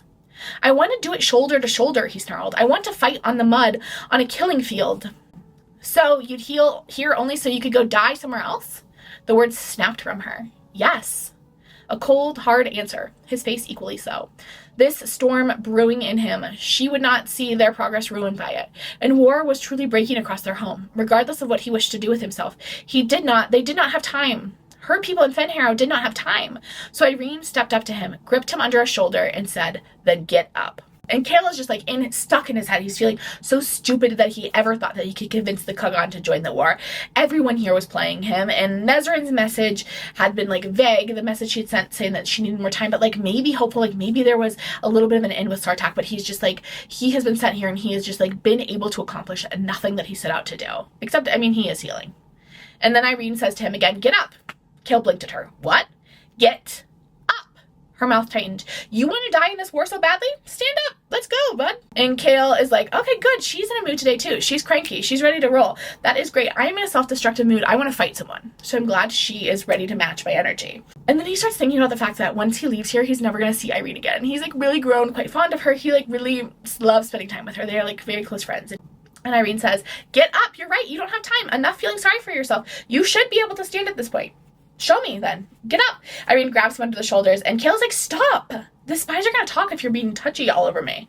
And Irene is like, I don't care. Chaol's like, don't you? Caution is going to be so mad if he like hears rumors that we're together. And Irene is like, nonsense. Get up. Stand up. Let's go. And Chaol says, so a prince is not good enough for you, but that disowned son of a lord is? And Irene says, I'm not going to fight you just because you're in a bad mood. Get up. Chaol's like, answer the question. Irene, I'm not going to answer the question. Okay, Irene, why did you look relieved when we found out that Nesryn would be delayed 3 weeks? You don't know what you're talking about. She had not mentioned Aelin at all. Hadn't asked after last night's dinner until she picked Dorian then. The queen. I'm surprised she could stomach either of you given your history, what your kingdom did to hers. Roaring filled his ears as he began shifting his weight onto his feet, willing his spine to hold while he spat at her. You didn't seem to mind it one bit that night at the party. I had you practically begging me. He didn't know what the hell was coming out of his mouth. Her nails dug into his back. You'd be surprised the people that opiate makes you consider, who you'd find yourself willing to sully yourself with. Right, a son of Ardelane, an oath-breaking, faithless traitor. That's what I am, isn't it? I wouldn't know. You rarely even attempt to talk about it. And you're so good at it, I suppose. This is about you, not about me. Yeah, you were assigned to me because your healer on high saw otherwise. Saw that no matter how high you climbed in that tower, you're still that girl in Fenharrow. A laugh came out of him, icy and bitter. I knew another woman who had lost as much as you. And you know what she did with it? That loss? He could barely stop the words from pouring out. Could barely think of the roar in his head. She hunted down the people responsible for it and obliterated them. What the hell have you bothered to do with these years? Chaol felt the words hit their mark, felt the stillness that shuddered through her body, right as he pushed up, right as his weight adjusted and knees bent and he found himself standing. Too far. He'd gone too far. He'd never once believed those things, even thought them, not about Irene. Her chest rose in a jagged breath that brushed against his, and she blinked up at him, mouth closing, and with that movement he could see a wall rising, ceiling. Never again. She'd never again forgive him, smile at him for what he'd said, never forget it, standing or no. Irene, he rasped, but she slid her arms from him and backed away a step, shaking her head, leaving him standing, alone. Alone and exposed as she retreated another step, and the sunlight caught in the silver starting to line her eyes. It ripped his chest wide open. Chaol put his hand on it, as if he could feel the caving within, even as his legs wavered beneath him. I am no one to mention such things. I am nothing. It was myself that I might not have battled kings and shattered castles, she said coldly, voice shaking with anger as she continued her retreat. But I am the heir apparent to the healer on high, through my own work and suffering and sacrifice. And you are standing right now because of that. People are alive because of that. So I might not be a warrior, waving a sword about, may not be worthy of your glorious tales, but at least I save lives, not end them. I know, he said, fighting the urge to grip the arms of the chair now, seeming so far below him as his balance wavered.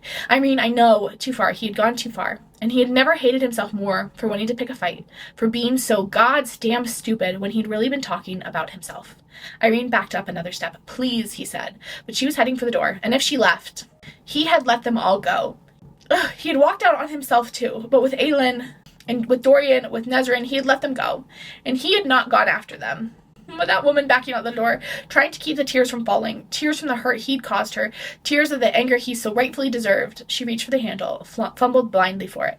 And if she left, if he let her walk out, Irene pushed down the handle, and Chaol took a step towards her. Chaol did not think. He did not marvel at the sensation of being so high, at the weight of his body, the sway of it, as he took that staggering step.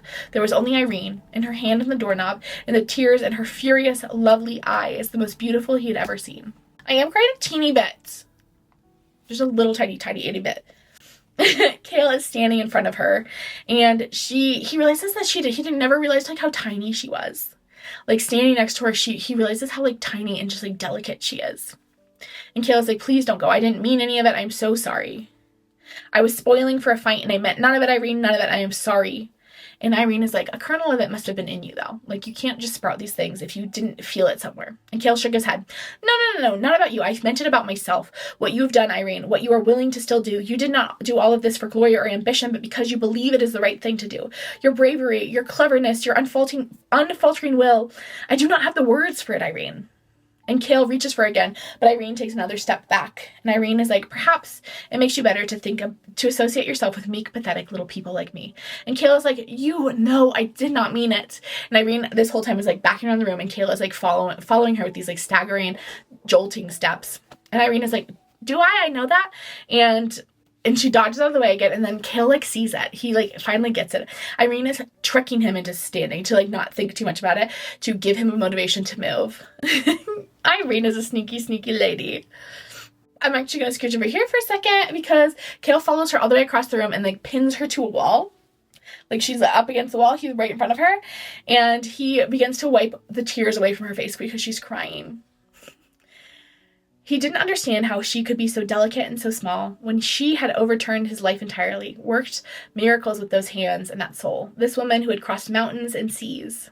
She was trembling, not with fear, not as she looked up at him, and it was only when Irene settled her hands on his chest, not to push him away, but to feel the raging, thunderous heartbeat beneath, that Chaol lowered his head and kissed her. And we are in Irene's head, and we learn that Irene had been playing with him the whole time. From the moment he had like stood up, she realized that like this was the motivation he needed to like get himself moving, and like she was going to work with that. And she knew that he didn't mean any of those things. She knew that he had been just like itching for a fight, and had like prompted him, had like poked and poked until he fought with her. And then Irene helps him walk back to his chair because he can't stand too long without risking like further injury to his back. Like, he hasn't built up the muscles to stand. He doesn't have those like core muscles he needs anymore. So he walks him back to his chair, and he kisses her again. And Irene is like, now I will have a good way to reward you if you've done good. Now I can reward you with a kiss. And Chaol says, couch or bed for healing today. And Irene is like, couch, I'm still a professional healer lady, okay? And Chaol says, okay, come here. And he pulls her into his lap to kiss her again. And then Kadja walks in on them making out. And Irene is like, oh no, what do we do now? And Chaol says to her, we do not look back, he said, meaning her stare. It helps no one and nothing to look back. The way he said it, it seemed like he meant something more. To him, at least. We can only go on.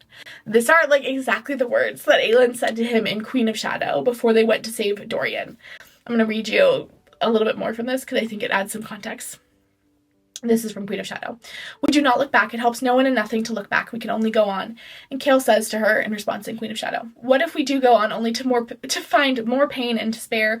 What if we go on to find a horrible ending waiting for us? And Aelin says, then it is not the end. I love that he uses this like moment from Aelin, this moment where he and Aelin are like at peace with each other again, this moment of hope where Aelin is like, we are going to figure this out. There's like a hopelessness. They don't know what they're going to do with Dorian at this moment of Queen of Shadow. But for Aelin to say like, if there's only pain and despair, then it is not the end. Then we keep going. To say that to Irene right now, to like offer her this, and she doesn't know it, but to offer her this like glimmer of hope. That like, we keep going, and this is what we keep going for. Because there's still goodness to be had out there. Guys, I cry so much in this back half. Oh, the next however many minutes it takes me to get through the rest of these, I will be crying. After that, Chaol can like walk now. It is still like not like what he was able to do before his injury. He still doesn't have feeling fully back in his thighs, but he can walk for short distances with a cane. He's able to stand a bit, and like, you know, by the end of the day, he's normally back in his wheelchair because he's like exhausted his muscles, but he's building the Mac, and he's like really excited about it. He is still training every day with the guard. A bit of that dark magic still is remaining in his spine, and they are still working on getting that out, but like, he is getting better every day. He's training every morning with the guards, sometimes from the chair and sometimes with his cane, and Irene is often coming to these trainings and kind of helping to modify the exercises to appropriately like build his muscles back, which is apparently something she did with Shen as well, as Shen was learning how to adapt to his prosthetic arm. She's in there making those modifications so he can have the most successful training sessions. Irene is talking to Chaol. They're back in Chaol's rooms, and she's like, hey, actually, I forgot to mention this because you started walking and that really distracted me, but Hasar is throwing me a birthday party in a few days. And she explains that Irene Irene explains that she actually tricked Hussar into inviting her to the Oasis for Irene's birthday to where those old records are. That Oasis they needed to get to access those old records. What a sneaky little lady. And Chaol's invited, obviously. And Irene is like listing all the people that are coming. Eridun and Cashin are obviously coming, and then Hussar is coming with Hussar's wife, Rhaena. But Duva is not coming because she's like super pregnant and shouldn't be in the heat. And Irene is like, honestly, like as soon as we get there, I'm sure information I'll know. I'll probably wish I could have a similar excuse. And Chaol says to her, we've got a few days. Technically, we could make the same one if we need to leave. Chaol Westfall. Yeah, I could probably make you pregnant in the next couple days and we could get out of this. Then Chaol says to her, well, I'll attempt to find you a suitable present that can compare to an entire desert retreat, but don't hold me to it. Irene looped her arm through Chaol's free one. No more than a healer, escorting her patient to the table. I have everything I need, was all she said. Back in the mountains, Nesryn and Sartaq are planning a trip into the spiders' territory. Bort has to stay behind because it is a very dangerous sort of thing, but Falcon is coming as like a mouse in Nesryn's pocket. They are going to be gone for a couple of days, and so they've like packed to camp there. It's going to take like a half day to get there, a half day to get back, and also they want to like allow for a day to like explore the territory, and then an extra day just in case they run into any trouble. If they haven't come back in 4 days, there's going to be troops sent after them. And then Nesryn turns to Sartaq and says, did you mean what you said last night about refusing the crown if it meant not fighting? And Sartaq says, my father has gone to war. All Khogons have. He possessed the ebony and ivory souls precisely for that. But if it somehow became the case that I would be denied such things in favor of the bloodline surviving, yes, a life confined to that court is not what I want. And Nesryn is like, yeah, like, you are the one that's favored to become the Khogon one day. Like, you will have to have an heir. And Sartaq says, so the rumors say, but my father has never confirmed that. For all I know, he could give the crown to Duva instead. She's the only one who has actually produced an heir at this point. So, like, it would not be the worst idea. Nesryn is like, well, why haven't you gotten married yet? Like, you could easily correct that and pop out an heir. And Sartaq is like, well, I'm kind of busy. Like, there have been a couple women presented to me, but, like, Kadara hasn't liked any of them. So if Kadara doesn't like them, they're off the table.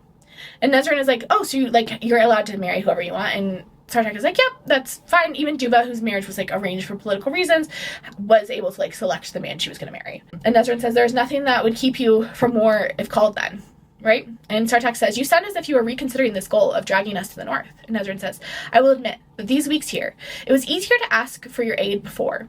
When the Rooken were a faceless, nameless legion, when I did not know their names or their families, when I did not know Hulan or Bort, or that Bort is betrothed, Sartaq.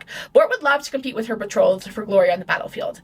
And then Sartaq tells the story of Bort's mother and Bort's mother's death.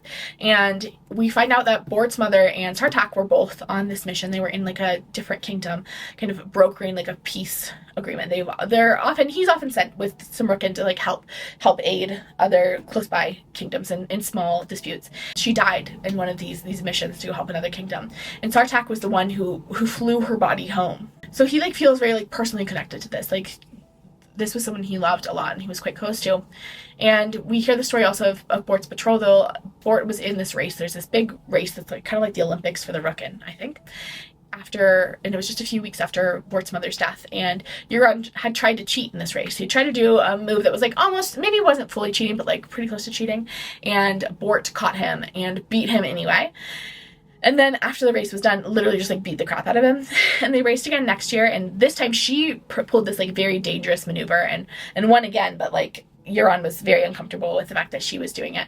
And then the third year, their engagement was announced. And it's a little bit unclear to kind of everyone if Bort was aware before the engagement was announced that she was getting engaged to Euron. Like, clearly it makes sense in terms of alliances between their two kingdoms, but it's unclear if it was like something that Bort pursued or something that was kind of like thrust upon her. We arrived at the spider places, and it is spooky. It is like barren and spooky, and there's just like spider webs draped over everything. Scary, spooky, spooky, ooky. And they are just flying around, being like really casual, trying to scope things out until they notice something fluffy in the mountains. This little hatchling like pops over like a peak in the mountains, and they're going to grab it. Like they have no choice but to go and try to attempt to grab this hatchling. But as they go to grab it, it's a trap, and as soon as Kadara scoops up the hatchling, she gets caught in this giant spider web, and it wraps around her, and she's like knocked to the ground. Both Nesryn and Sartaq are knocked off of her back, and like they all land. They fall down because the webs have kind of tangled around Kadara, and Sartaq is holding on to Nesryn as he falls, and so he takes the brunt of the fall, of the injuries. He's like scraped up all over the place, but he hasn't broken any bones, and Nesryn is like, okay, we need to get up and get out of here. And Falcon is totally fine. He's the mouse in her bucket. He made it unharmed. And Kadara is injured, but nothing like too serious, but she's like tangled in spider webs, and she like can't get back up to fly again, and the spiders start like crawling. Nesryn goes for the hatchling. The hatchling is like pretty seriously hurt, but like still alive, and so Nesryn is walking over to the edge of the cliff where the hatchling landed to go grab it, but as soon as she gets kind of close, a spider leg spears through it and like kills it. And Nesryn is like, I have been in battle, I've seen lots of men die, and that was one of the most horrific things I've ever seen. And Sartaq in the meanwhile is like trying to untangle Kadara, and she's almost ready to fly, but they're worried it isn't going to be fast enough because spiders are coming for him. And Nesryn is trying to like shoot down spiders, but they are coming fast and trying to grab Kadara. She gets into the sky just in time as Nesryn like shoots a couple arrows. I think she kills a couple spiders. Sartaq is also shooting spiders. Kadara is able to take off, but now Sartaq and Nesryn are on the ground, and they are just like running for their lives. It's Irene's birthday! Happy birthday, Irene! Chaol can now ride a normal horse, doesn't need the adaptive saddle, and so they've given him a new horse to make the journey to this desert oasis. It's about a half-day trek, and it's through the desert, and so he's got a new horse. And it is this kind of like mean horse and a little feisty, and he doesn't want to ask for a nicer horse because he doesn't want people to be like, oh, Chaol can't handle the mean horse, and the horse has a name that means butterfly, and he's like, this is not a butterfly, this horse is mean. And he makes something about his Asterian stallion that he got from Dorian for his birthday, and he's like, I never even really got to ride that horse very much. I only had him for a few weeks before everything went to hell, and I like really hope the witches didn't eat him when they took over Rifthold. But anyway, there's like a big group of them. They're all riding out to the desert for Irene's birthday party, and Chaol is just like staring at Irene. He's like so smitten with her, and he is admiring her hair, and he says she was as beautiful as the sunrise. They get out of the city and into the desert, and Chaol is immediately in awe. It is just this like sprawling, rolling sand dunes, and Chaol has never seen anything like it. Irene turns to him and says, its beauty is not for everyone, she said, but it sings to me somehow. The sea where no ships would ever sail. Some men would look upon it and see only burning death. He saw only quiet and clean and slow, creeping life. Untamed, savage beauty. He's doing like very well with this horseback ride, even though he doesn't have full feeling in his legs. And he's going to be sore tomorrow. Like, this is clearly going to be like, this is really like pushing himself, but he's like doing well, and he's feeling pretty good about being able to ride on a like horse without this adaptive saddle that like has to strap him in. And then he turns to her and he says, I have an Asterian stallion back at home. I'd like to see how this horse measures up. And Irene is like, a gallop? And Chaol's like, are you afraid? And she turns to him and says, of these things? Yes. Chaol is like, your horse is as sweet as a dairy cow, he says of Irene's chestnut mare. And then he says to her, I'll race you. And Irene goes, okay, what's the prize? And Chaol says, a kiss, when and where of my choosing. And then Chaol starts running. Well, his horse starts running. Chaol is sitting on the back of his horse. Irene's hair rose and fell behind her in a golden brown tangle of curls, lifting with each thunderous pound of her mare's legs on the hard sand. White clothes streaming in the wind. The gold and silver sparkled like stars in her face. Chaol couldn't breathe as he beheld the wild joy in Irene's face, the unchecked exhilaration. That the woman now closing in, now riding beside him, now beaming at him as if he were the only thing in this barren, burning sea. She had done this. She had given him this. Irene was smiling, and then she was laughing, as if she could not contain it inside her. Chaol thought it was the most beautiful sound he'd ever heard. And that this moment, flying together over the sands, devouring the desert winds, her hair a golden brown banner behind her, Chaol felt, perhaps for the first time, as if he were awake. And he was grateful, right down to his very bones for it. Guys, am I tearing up again? Yeah, sorry, this is beautiful. And I can't help but think about the fact that, like, Aelin gave them to each other. Like, Aelin didn't know she was giving them to each other, but, like, they're both here because of Aelin. And it just, like, warms every corner of my heart. Like, it was her kindness and her influence that put Irene on this continent. Like, Irene is only here because of Aelin. And I also think that Aelin is responsible for creating this boy that is ready to be in love with Irene. Like, he learned so much when he was with Aelin about his own prejudices, and he, like, learned and unlearned so much about his own, like, the beliefs and framing stories around his life. And I don't think Irene could have fallen in love with Throne of Glass Chaol. Like, I don't think there's any world in which Yrene could have loved that boy. Like, she needed this Chaol. And, like, this Chaol was, in many ways, created by Aelin. It's giving Taylor Swift to all the girls you've loved before, you know? They arrive to the oasis, and Yrene is, like, soaked in sweat. Rhaena has already jumped into the oasis, and she is in this, like, white dress, and she's soaking wet, and Chaol is, again, a little bit, like, overwhelmed by the impropriety of the people of the Southern Continent. It is just, like, I don't know, he's not, like, super moralizing. It's just, like, a little bit shocking to him. He's, like, a little scandalized by it. And Yrene is like, I tried to warn you about these parties. It's thundering outside, and it's gonna thunder. I can't do anything about it, guys. We gotta finish this up. And Yrene and Chaol go to Yrene's tent so Yrene can check on Chaol's leg and help him stretch post-ride. And when they emerge from doing that, kind of like making sure that Chaol is okay, everyone is like half naked and in the water. And so Yrene is like, maybe we should go on a walk instead. I don't really want to get in the water, so maybe we should go on a walk. And so they go on a walk, and they're looking for this library cave that they think has all this information. And as they're walking, Chaol starts talking about Anel and what it was like growing up there and why he decided to join the Royal Guard. And he starts talking about his training process, and he says to Yrene, they weren't all bad men, Yrene. The ones I grew up with, the ones who I commanded, they were good men. Yrene touched his cheek. If they are partially responsible for you being you, she said, rising up to brush her mouth against his, then I believe that they are. Were, he breathed. He could still retreat from this invisible precipice now that remained before them, Yrene standing close, a hand resting over his heart, waiting for him to decide whether to speak. And maybe it was only because she held her hand over his heart that he whispered. They were tortured for weeks this spring, and then butchered and left to hang from the castle gates. Grief and horror guttered in her eyes. He could hardly stomach it as he managed to go on. Not one of them broke. When the king and others... He could not bring himself to finish, not yet, perhaps not ever, to face that suspicion and likely truth. When they questioned the guards about me, not a single one of them broke.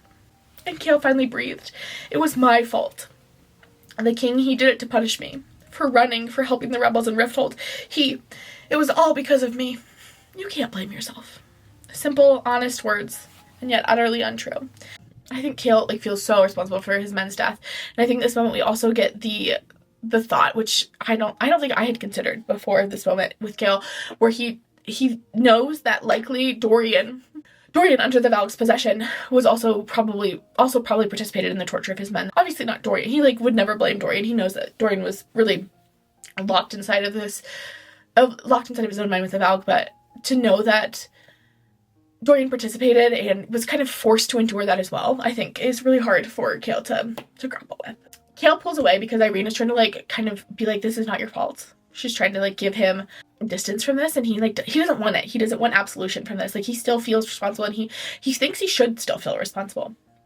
He pulls away, and he kind of regrets telling her. He's like, it's her birthday, why am I saying this? We should be doing something nice. And he starts to walk ahead of her, and they stumble into the ruins of this city. And Yrene is the ruins are probably all traps. There's probably traps all over the place. We were told that be careful. And Chaol's okay, you should have mentioned that sooner. And she's I kind of thought the cave would be something different. Nusha kind of mentioned it oh, there's the library cave. And I kind of thought it would be our library, which that's a place that's fairly easy to access and not booby trapped inside of the ruins of a city. But clearly there's no stone around them. They're in flat desert. There's no stone around them that could house a library. And Yrene is you know what, this is probably something where things have gotten lost over the years, that its location was recorded and known, but the specifics just evolved over time, and we have been reporting back false information. And Chaol is feeling really nervous. There's just really bad vibes here. They know that this is also the city of the dead. There are a lot of dead people underfoot in this place, and just the vibes are weird and bad, and they're trying to explore without any booby traps getting set off. And Yrene is talking as they start to explore. And she says, healers were always drawn to this realm, Yrene said distantly, running a hand over a column. The land just blessed them with magic, more than any other kind, as if this were some breeding ground for healing. They get closer to the ruins, and as they're looking, they see that there is a battle scene carved into the side of one of the major ruins, and it is the Fae battling the Valk, very clearly. And they're oh, interesting. And they continue and they find a mausoleum, and it is not a human burial ground, but a fae burial ground covered with the old fae language that Chaol recognizes from Rowan's tattoos. And Chaol gives his hypothesis. I think that the fae came down here during the first war with Elena and Gavin to hide something, and they knew that healer's magic would spring up here. And Irene's like, why would they hide something with the healers? Like, the healers aren't the best protectors.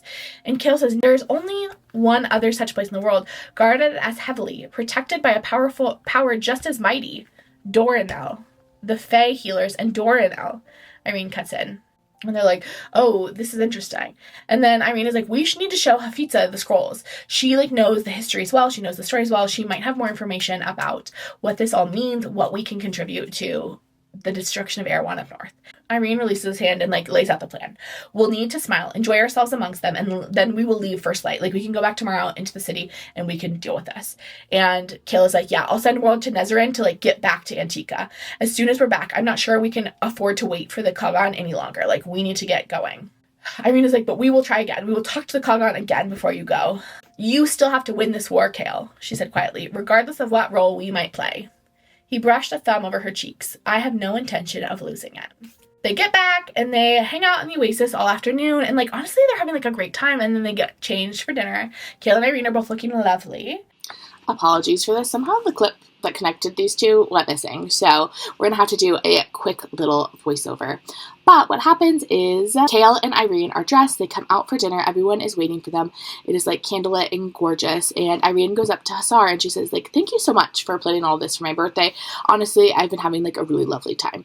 And she's not lying. Like, her and Chaol, after they went on their little walk, returned to the Oasis and did have, like, a lovely afternoon. And Hussar says in response, I know I'm not an easy person to care for, or an easy friend to have, she said, her dark eyes meeting Irene's at last. But you have never once made me feel that way. Irene, I have no interest in easy friends. Easy people. I think I trust them less than difficult ones, and I find them far less compelling, too. This is very sweet, but sorry, Hussar, I think you're a psychopath. Sorry, bestie. I think you are the meanest lady we've ever met. And we already know Maeve. I'm not a fan of you. Okay? Not a fan. I don't think Irene should be your friend anymore. Anyway, this is how the lovely birthday dinner starts. Eventually, the talk turns to war. And Hussar starts saying, perhaps Aelin Galathinius should drag her esteemed self down here and select one of my brothers to marry.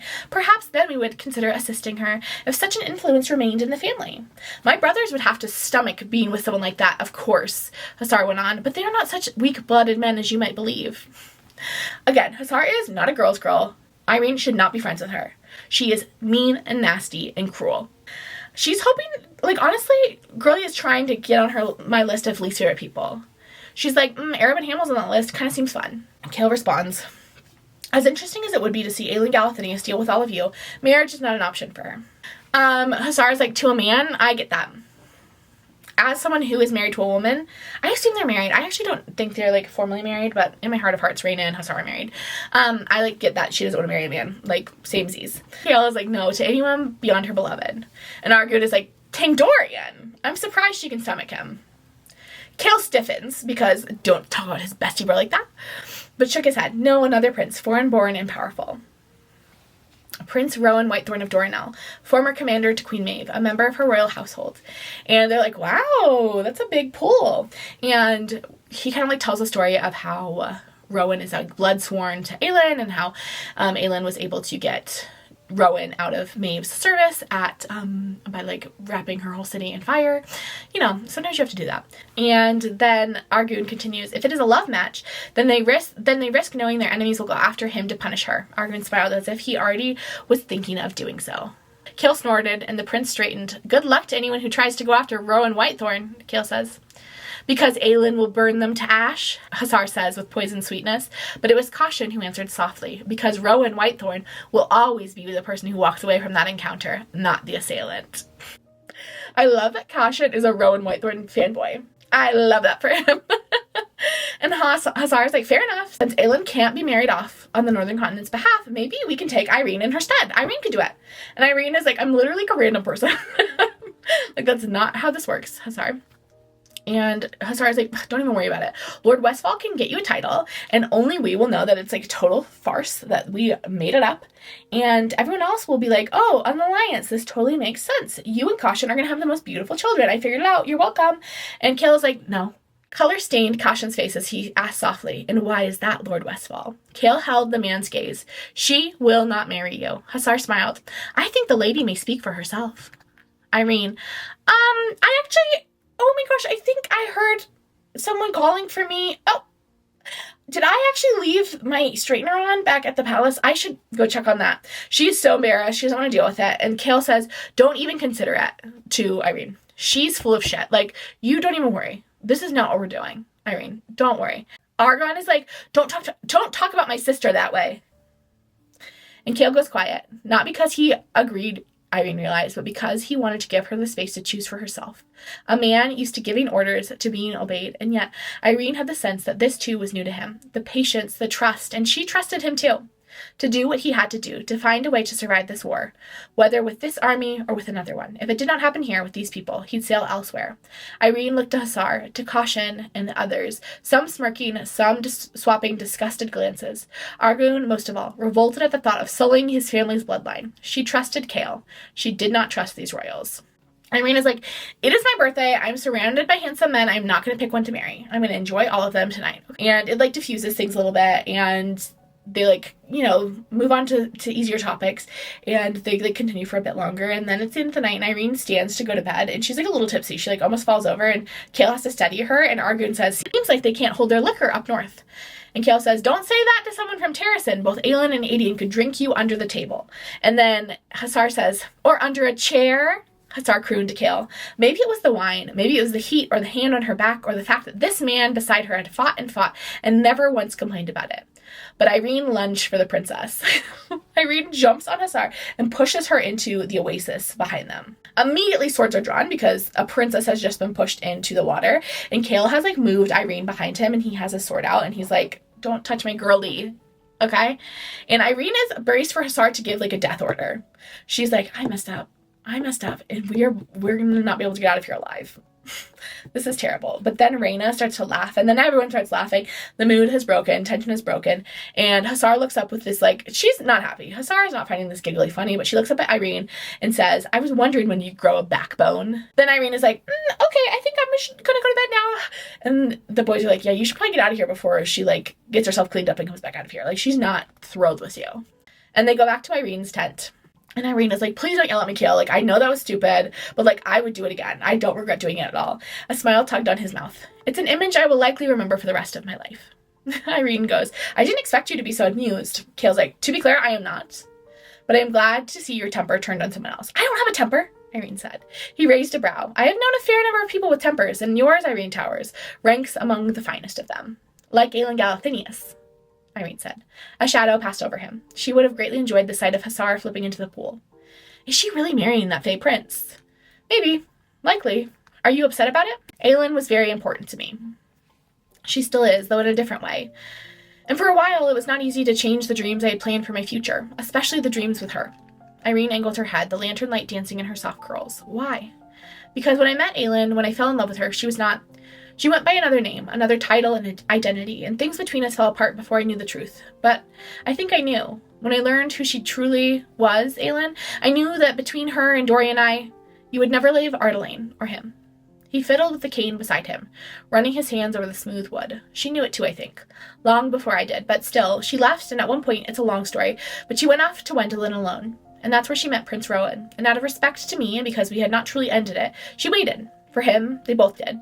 And when she came back to Rifthold, it ended. Between us, I mean, officially. Badly. I handled it badly, and she did too, and we made our peace before we parted ways months ago. And they left together, as it should be. They are, if you ever meet them, you'll get it. Like Hussar, she isn't an easy person to be with, to understand. Aelin frightens everyone, he snorted. But not him. I think that's why she fell in love with him, against her best intentions.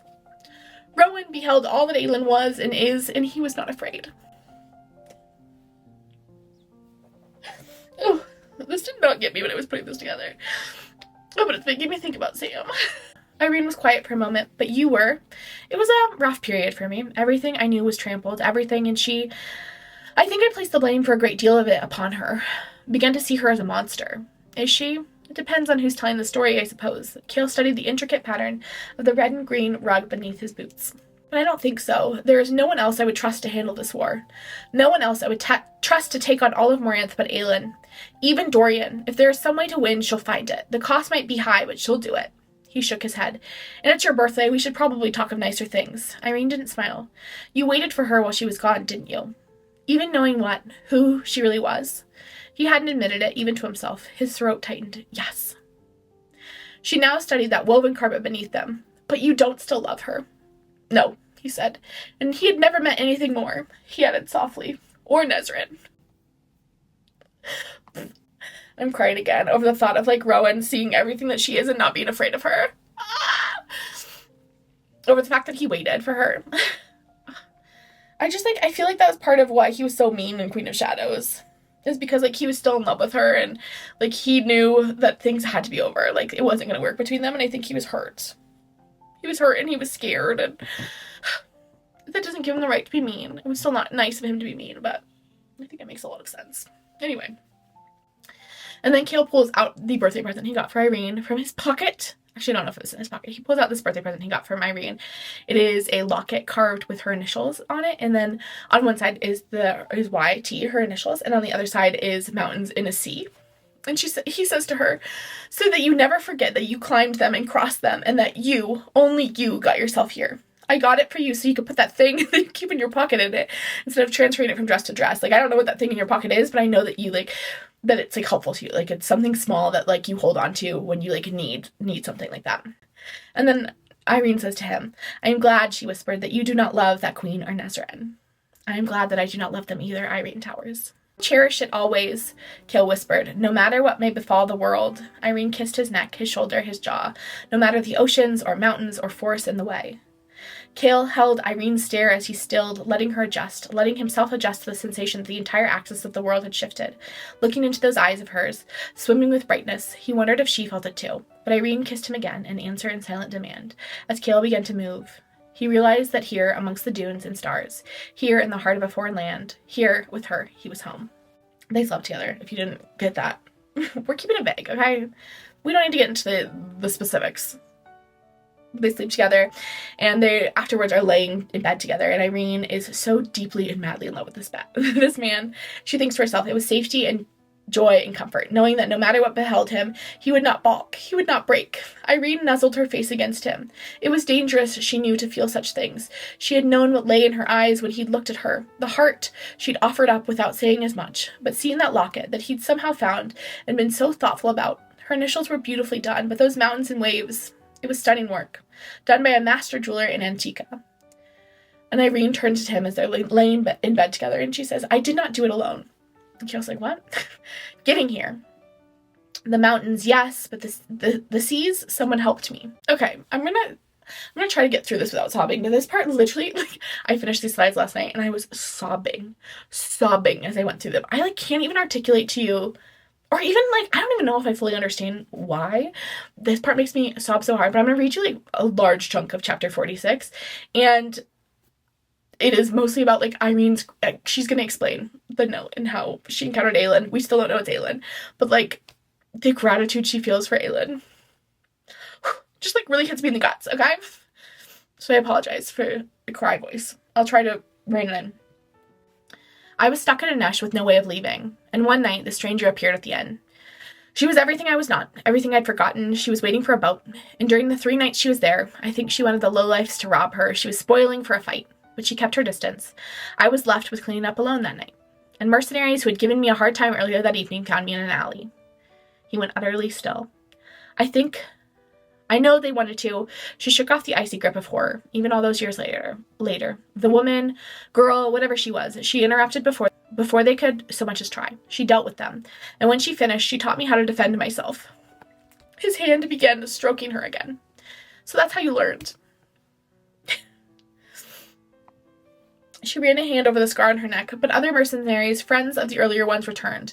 One held a knife to my throat to get her to drop her weapons. She refused to do so I used what she had taught me to disarm and disable the man. To her it was a test. She had been aware of the second group circling and had told me she wanted to have some controlled experience. I had never heard of anything more ridiculous. The woman had either been brilliant or insane, likely both.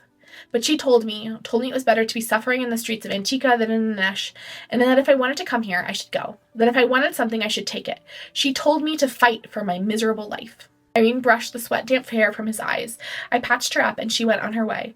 And when I got back to my room, she had left me a bag of gold and a golden brooch with a ruby the size of a robin's egg, to pay for my passage here and any tuition at the tour. I think she was a god. I don't know who would do that. I still have a little gold left with the brooch. I never sold it. I still have it. He frowned at the necklace, as if he'd misjudged its size. Irene added, That's not what I keep in my pocket. His brows rose. I left Anesh that morning. I took the gold and the brooch and got on a ship here. So I crossed the mountains alone, yes, but the narrow sea? Irene traced the waves on the locket. I crossed because of her. I teach the woman at the tour because she told me to share the knowledge with any woman who would listen. I teach it because it makes me feel like I am paying her back in some small way. Irene ran her thumb over the initials on the front. I never learned her name. She only left a note with 2 lines. For wherever you need to go, and then some. The world needs more healers. That's what I keep in my pocket. That little scrap of paper. What's now in here? Irene tapped the locket. I knew it's silly, but it gave me courage. It still does. Chaol swept her hair from her brow and kissed it. There is nothing silly about it, and whoever she is, I will be forever grateful. Me too, Irene whispered as he slid his mouth over her jaw and her toes curled. Me too. And that's the end of this video. We're gonna end up be crying over this. I find that Irene's gratitude over Aelin's small act of kindness, over Celaena's small act of kindness, to be so beautiful. And to have this moment in which Chaol is talking about how Aelin got him here, essentially. He's talking about how loving Aelin changed him. And now she's not in love with her anymore, but like that experience changed him. And Irene talking about how Aelin was this push to get her to this continent. And now they're like here, they found each other and they love each other so profoundly. It makes me cry. It makes me cry a lot. Will I cry about it more? Yeah, I certainly will. The last part I feel like so much happens. We learn a lot of information. It is like a crucial learning information moment. And we also have some more tearful moments in which I just cry over the like relationship between, or the like secret connection. It's not secret to us, but it's secret to Chaol and Irene, between Irene and Aelin. It's like truly, it's maybe my favorite thing in the series. That's all. Hopefully next week we will have the final Tower of Dawn. Then we'll be on to Kingdom of Ash, which is Quezza. But for now, I will see you in the next one. Happy birthday, Irene. Happy birthday to me also. Happy birthday to Irene. Happy birthday to me. See you later.